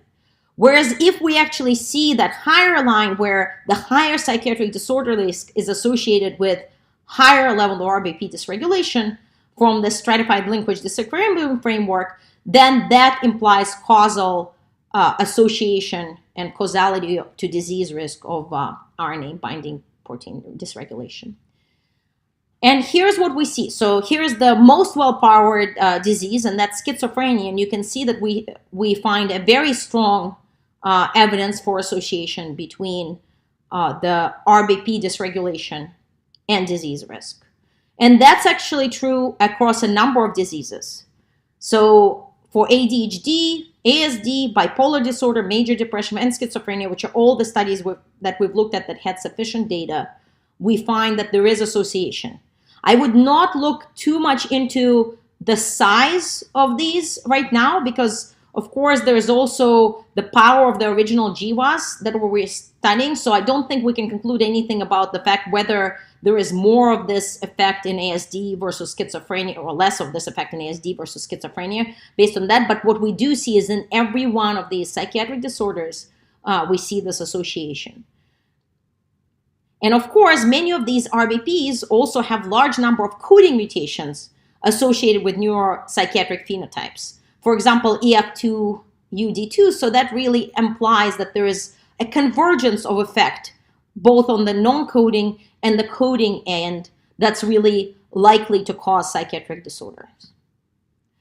You can actually now use our website on HumanBase, so hb.flatironinstitute.org, and you can look up all of these data. So you can put in a protein you're interested in. So for example, in this case, I'm putting in CACNO2D3 and then see the results in this heat map. You can actually mouse over and get a lot more detail. And actually this one particular, we did actually, so this is a transcriptional effect outcome, not post-transcriptional, but we did test this particular one with an in vivo expression reporter, and it turns out that particular variant that we predicted to have an effect indeed does control expression and change it in a significant way. Now, of course, these variants aren't acting by themselves, right? These proteins are part of the complex molecular circuits that are highly tissue and cell type specific, and it's really important to be able to understand how various proteins once they're expressed, how they're interacting in these circuits. And so we're also very interested in mapping these cellular circuits with tissue-specific functional maps. So the goal here is really to create maps of how various proteins interact in different cell types and tissues in the most data-driven way possible by using the large amount of functional genomic data, expression, physical interaction, etc., that gives us some view at how this is happening in a functional podocyte in the kidney or in a particular neuron in the brain. So to do this, we now can take advantage of thousands of diverse genomic data sets that we have available in human and combine it with the tissue-specific knowledge. The tissue-specific knowledge could be coming from human or from mouse. So for example, I will show you a little bit of a study where we actually use mouse neuronal specific signatures that we map to human to identify which genes are expressed in very specific types of neurons to be able to actually understand neuronal cell-specific vulnerability in neurodegenerative disease, in that case, Alzheimer's.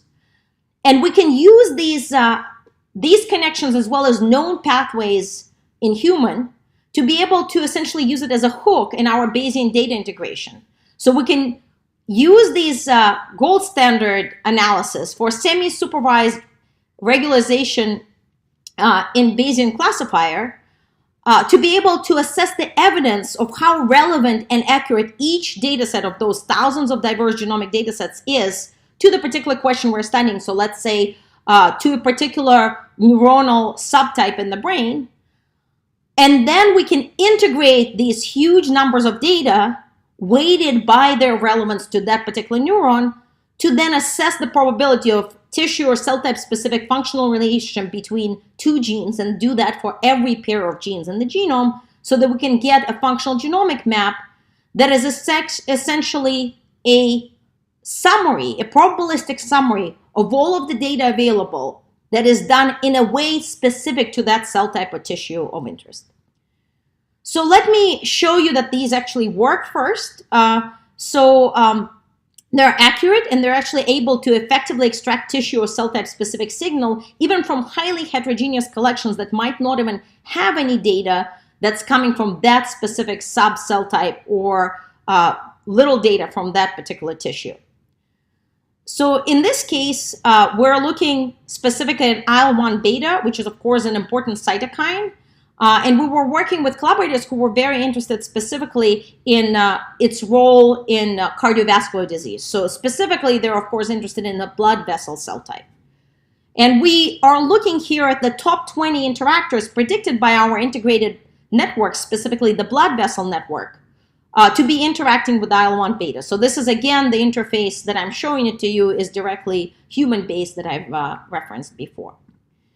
And it turns out that when our collaborators actually evaluated this and basically looked at which genes change their transcriptional levels, their expression levels, upon activation and treatment with IL-1 beta, it turns out that the very first time point, 18 out of 20 of those genes were significantly affected. And it turns out that actually the other two are just not transcriptionally regulated, but also correct. But even if we just looked at 18 out of 20, that is a highly significant p-value.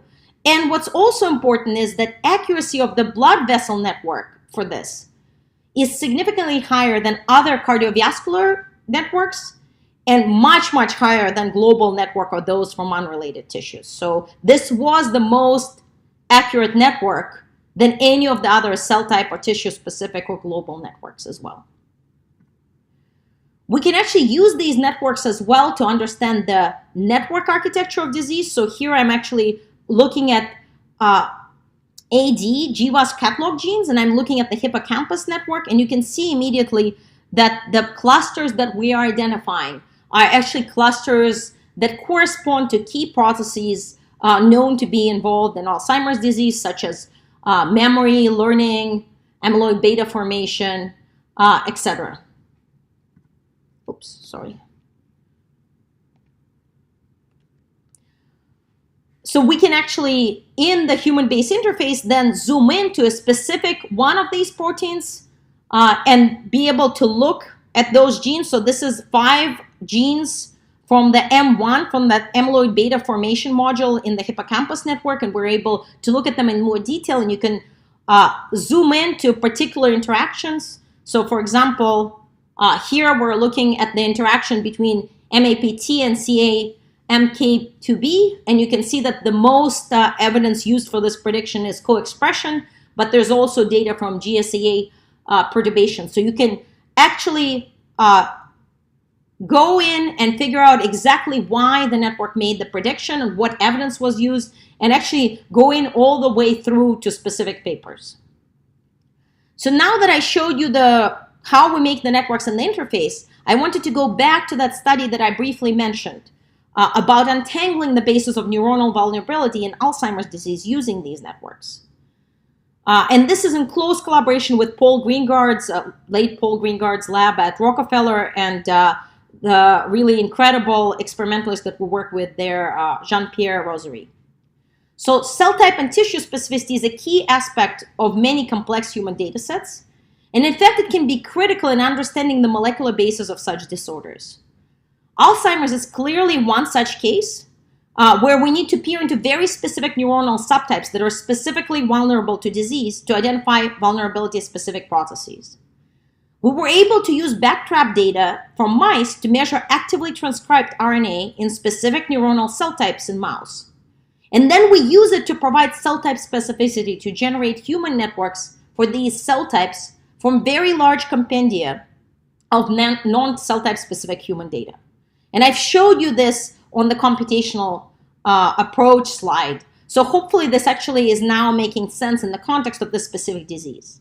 Then we can actually use machine learning of these vulnerable networks to prioritize AD-associated genes and then to map them onto specific functional modules.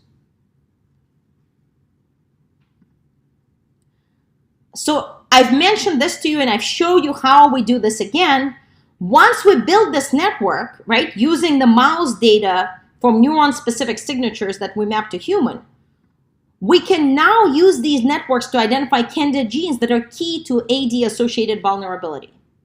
What we do is we take the top hits from a quantitative genetics study, so in this case, Alzheimer's disease GWAS, and look at where the nominally significant genes versus the non-significant genes fall in the network, essentially using the network neighborhood as features for a supervised machine learning problem. We developed this NetWAS 2.0 approach specifically for this problem in Alzheimer's, where it doesn't just do this, but it probabilistically subsamples non-significant negative genes to take advantage of the GWAS confidence scores, which makes this method even more powerful and robust than our original NetWAS approach. So here we use the original Alzheimer's disease GWAS and the specific vulnerable neuron network to be able to prioritize all the genes in the genome by their association in Alzheimer's disease, specifically based on this neuron-specific vulnerability. We find that these prioritized genes are indeed enriched for Alzheimer's disease-related signals. So here I'm showing you the enrichment in two sets of processes that are both considered hallmarks of the disease. And we see strong enrichment in both, significantly more so than the original GWAS study shown here. So placing these genes, prioritized genes, on a schematic neuron, we actually identified the vulnerability-specific functional module functioning neurotransmitter release and located in the axon of these vulnerable neurons. This allowed us to make specific hypotheses about a mechanism that may contribute to this selective neuronal vulnerability in AD. And two key players that we identified are tau, one of the major players that we do know about in Alzheimer's disease, and interestingly, alpha-synuclein, a gene that has been implicated in other neurological diseases. And looking at what is connecting at both of these genes, we found PTB, a splicing regulator. And in fact, follow-up experimental results actually preliminarily show that it does indeed regulate tau and alpha-synuclein in this neuron type, and our collaborators are following up on this deeper in both model organisms and human cells. So I want to thank you all for listening to this talk, and I hope that I've given you a sense of how we can actually use these advanced deep learning models as well as Bayesian approaches to really develop predictive models that eventually, for now, can interpret the genome and decode the genome as well as map biological processes. But in the future, we hope really can allow us to model complex molecular, cellular, and organismal systems at complementary levels of resolution, and really to be able to integrate molecular biology with whole organism physiology. And thank you very much. I really appreciate the opportunity to speak here. Okay, we appreciate this talk, and I think if any of our audience have any question regarding the story on the Alzheimer's disease, you may reach out to our speaker. And next, we will move to our last speaker in this session. Professor Jimin Sun is from the University of Illinois at Urbana-Champaign, and his research focuses on artificial intelligence for healthcare. He will talk about deep learning for drug discovery and development. His presentation was pre-recorded, so let's listen to his talk together. Hello, everyone. This is Jimin Sun from University of Illinois, Urbana-Champaign. Today, I will talk about SCOT, Cybermetrician, and Superforecaster, deep learning for drug discovery and development.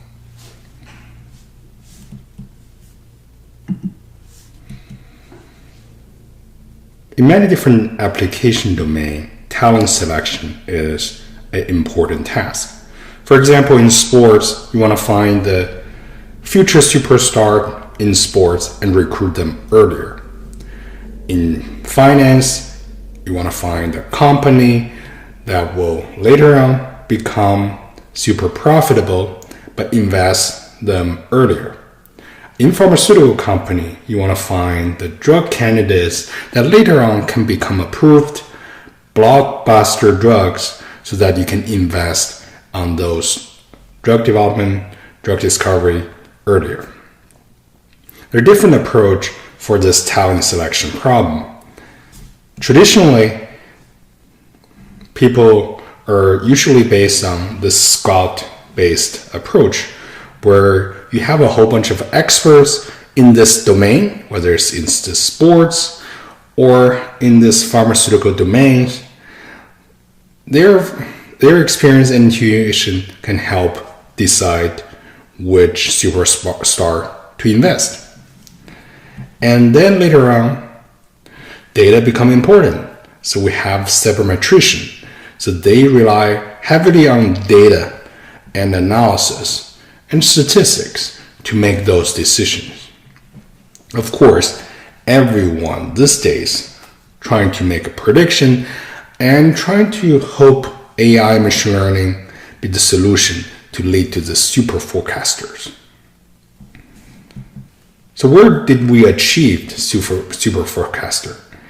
I argue in games, a lot of traditionally very difficult games, AI have achieved that.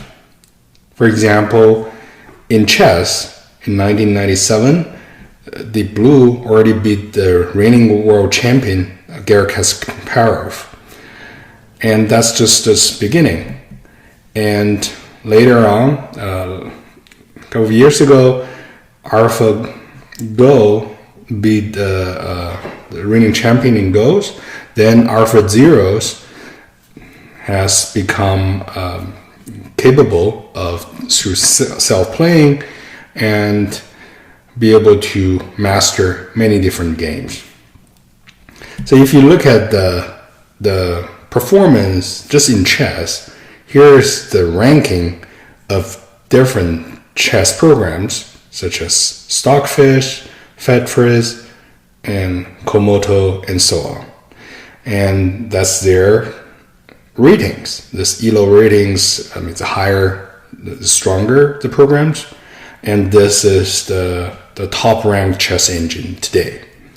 And just give you a kind of a reference point of human performance on this game, the world champion Magnus Carlsen, and his bliss rating in this type of games is 2894. So it's almost close to 1,000 points lower. So it's just a huge gap between human and machine these days on games. So what are the ingredients for achieving super forecaster in games? There are 3 different aspects. There's algorithms, high quality data, and the perfect environment for experiments. So for algorithms, there's different type of search, and such as traditionally alpha, beta search, and then later on Monte Carlo tree search. Then recently they developed a lot of algorithm based on reinforcement learning and deep learning. So those are the algorithm development. They're very important. Then there's data, large volume of historical data, and then self-played games. So they help provide the training data. Not only there are a lot of games, there are also labels of those games, whether it's win, draw, or loss, right? So the outcome is very clear, so you can provide a very clear signals for training the machines, the algorithm, right? How to get to the winning state. And there's a perfect environment for experiment. You can do this end-to-end test against other game programs. That's through self-play, and they're realistic, they're very low cost, and they can do it in real time. That's how AlphaZero can play against themselves just in a few hours, hundreds of thousands of games. And you can also do this efficiently in real world, right? So you can play against human experts, and they can play against chess programs or other game programs. So that's a perfect environment for experiments. Come back to drug discovery and development in pharmaceutical industry, where we are. So in algorithm space, we a lot of times depends on statistics. In discovery, we also rely on simulation. And in all these different phases, discovery, development, and commercial application, we rely on experts' intuition. And machine learning become important. Everybody thinks they should bring machine learning to their team. So that's a good development. And high quality data.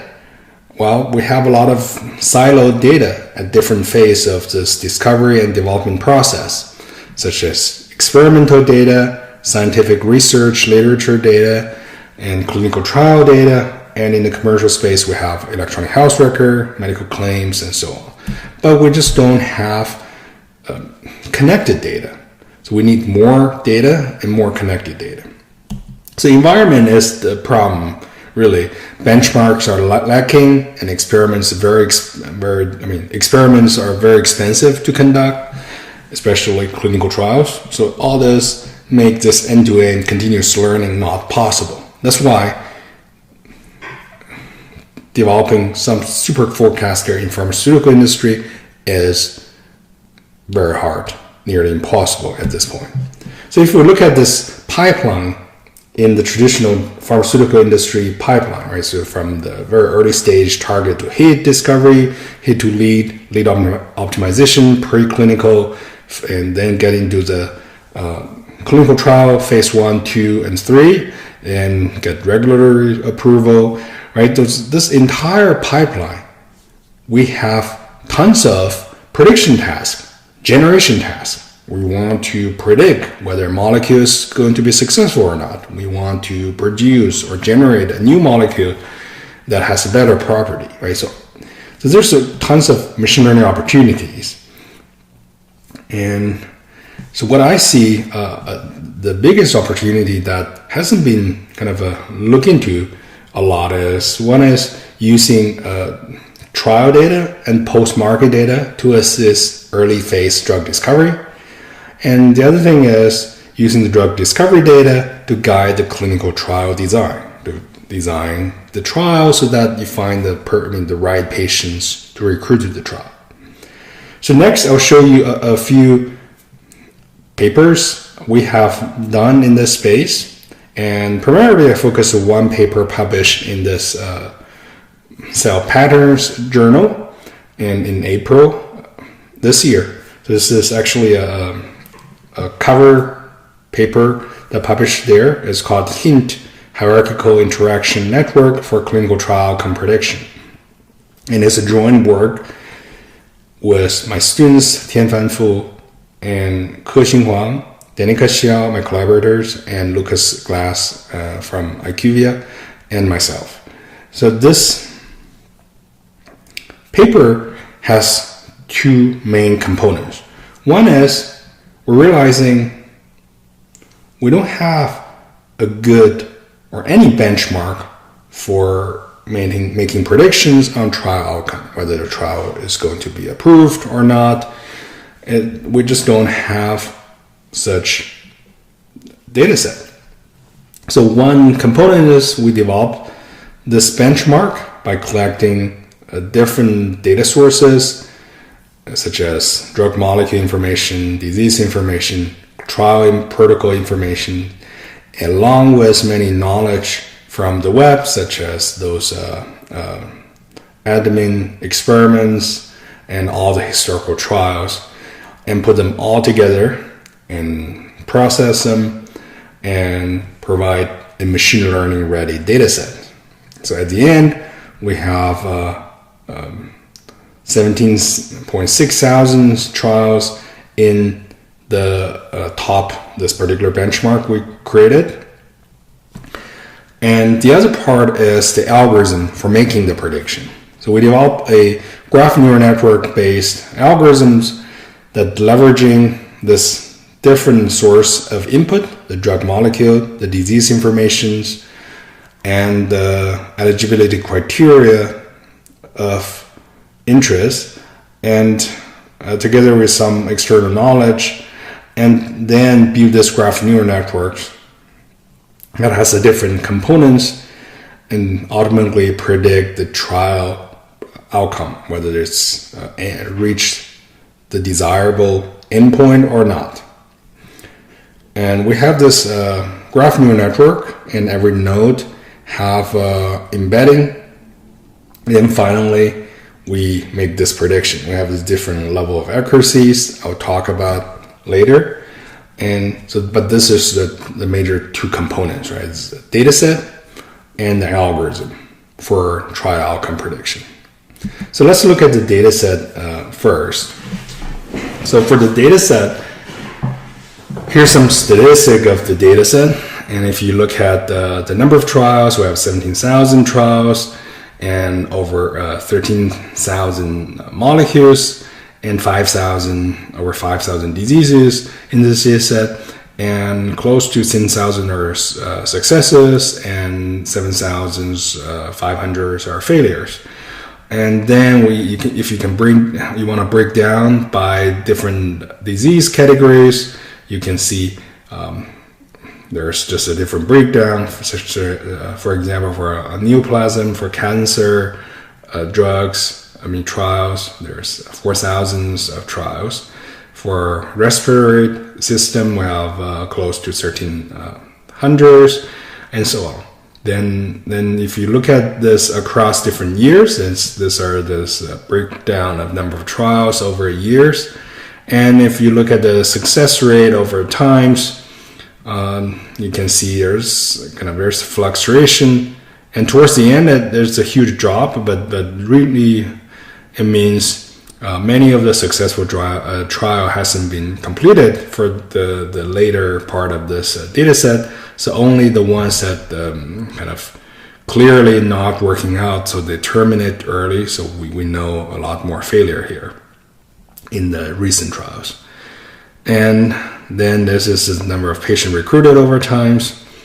So that's this top benchmark for trial outcome prediction. And it's completely public available. You can find out that from our GitHub repo and use it in your own research. So next, I want to talk about the method. So if I want to give you a little bit deeper dive of this graph neural network approach for trial outcome prediction. Right, it has this different modules, right? Let's look at this from left to right. And on the left-hand side, we have this 3 different input. Drug molecule structures, so it's SMILE strings, it's chemical representation of molecule. That's our raw input number 1. Number 2, a disease description, right? For example, the disease name, and then we can link that to diagnosis code and the description of the code and the hierarchy of the code. Then we have a trial protocol, especially the eligibility criteria, what's inclusion and what are the exclusion criteria. Then we parse all the 3 input through some neural network embedding. For example, for the drug molecule, we use this message passing neural network, MPNN, to embed that into a vector representation for the molecule. Then for disease, we use another embedding that's specifically designed for disease information, leveraging the hierarchical nature of the disease hierarchy and this grand embedding to embed the disease information into a vector.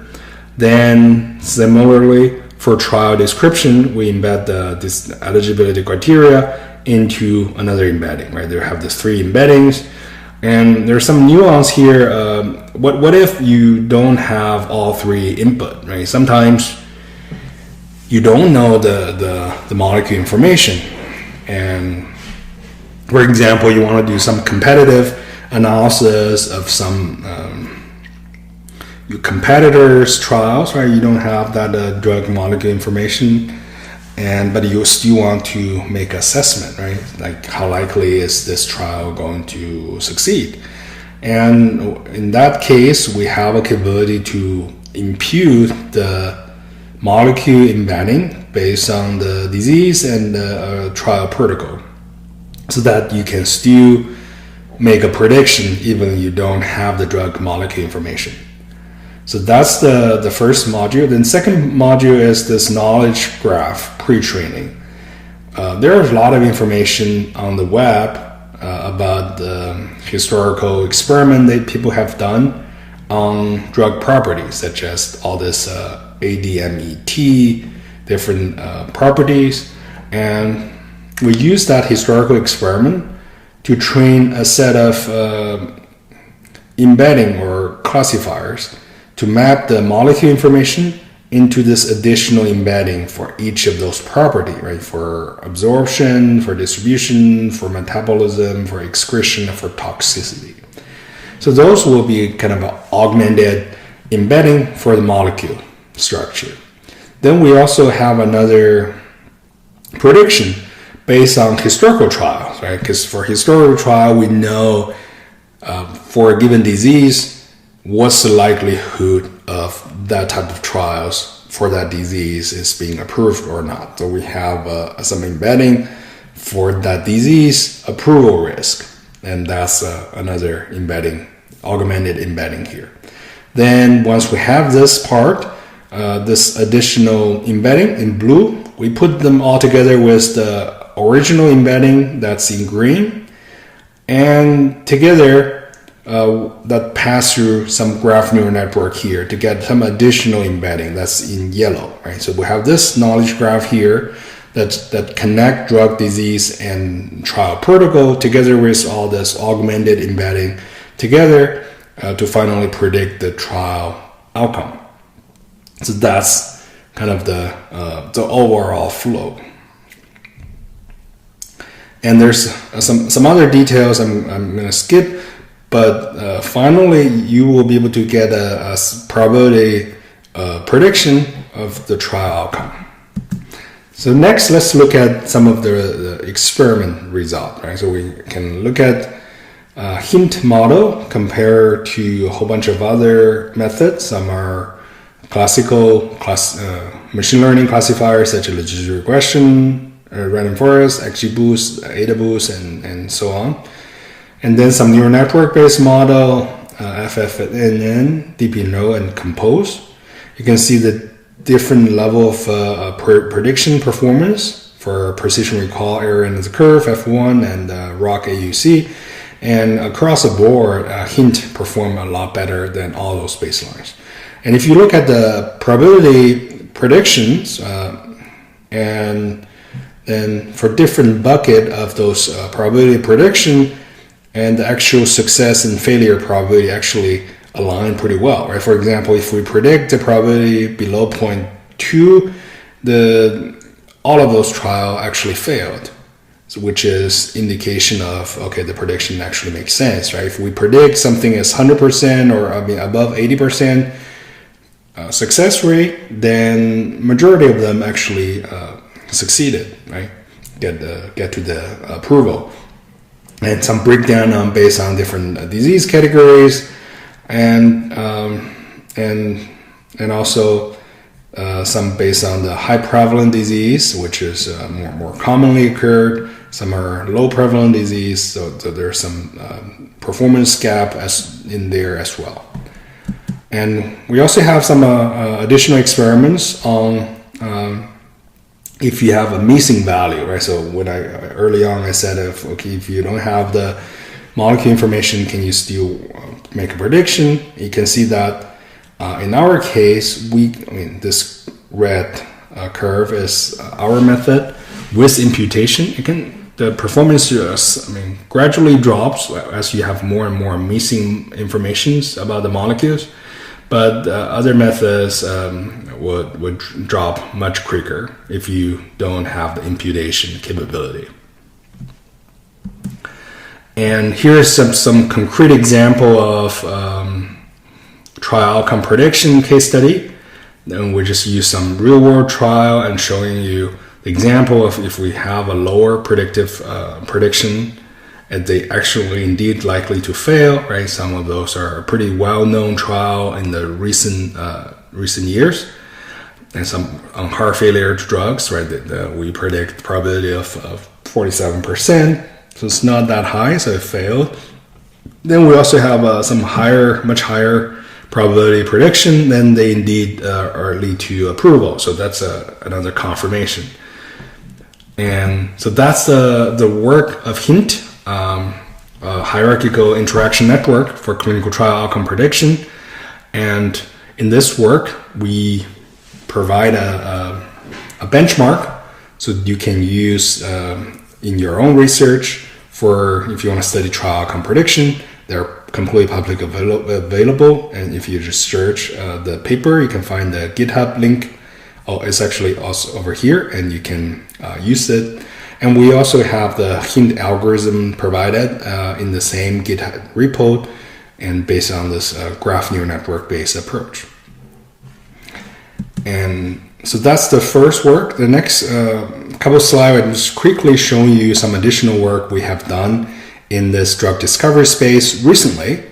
And one is on this early phase antibody design. So this is a kind of very important treatment for many recently for using antibody, and it's a fast growing class of drugs, has been approved for a wide range of indications such as cancer, or autoimmune diseases.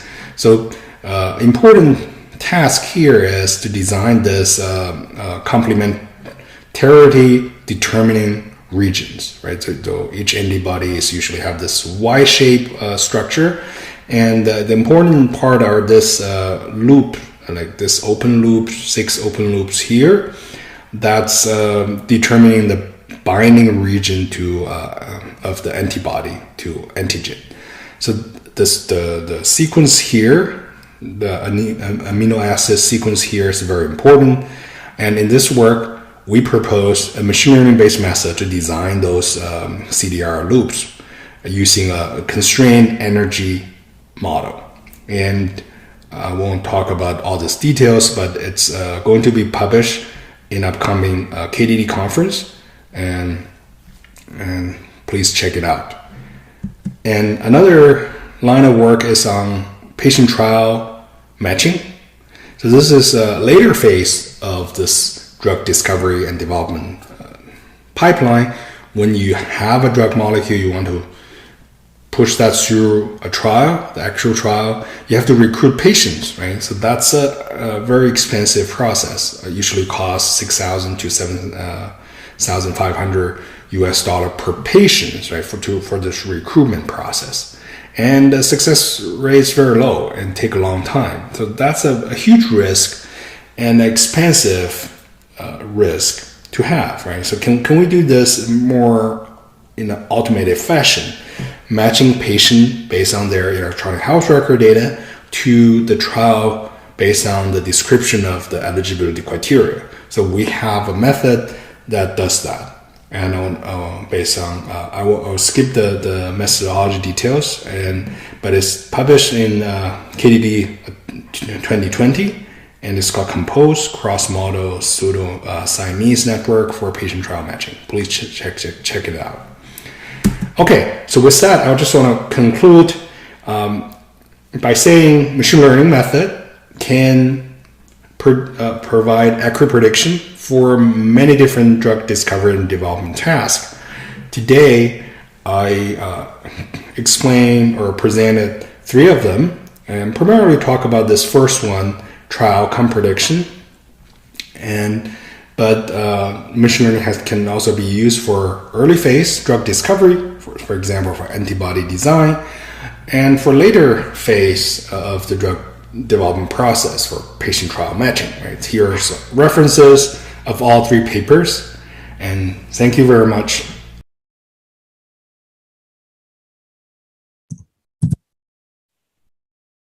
Well, thanks for the talk from Jimon, and I hope everyone enjoy our second session on drug discovery and therapy. It looks like we just finished in time, and we've covered everything. So I hope everyone can join me to thank all the speakers today, especially for Roland, Feng, and Jack, who attended virtually in person. And many thanks to the organizers, my colleagues, and the audiences. Thank everyone for taking time out of your busy schedules to be here today. And tomorrow we will have 2 sessions. We will continue discussing AI in diagnosis and treatment, the policies for medical AI. Thank you all for your attendance. See you.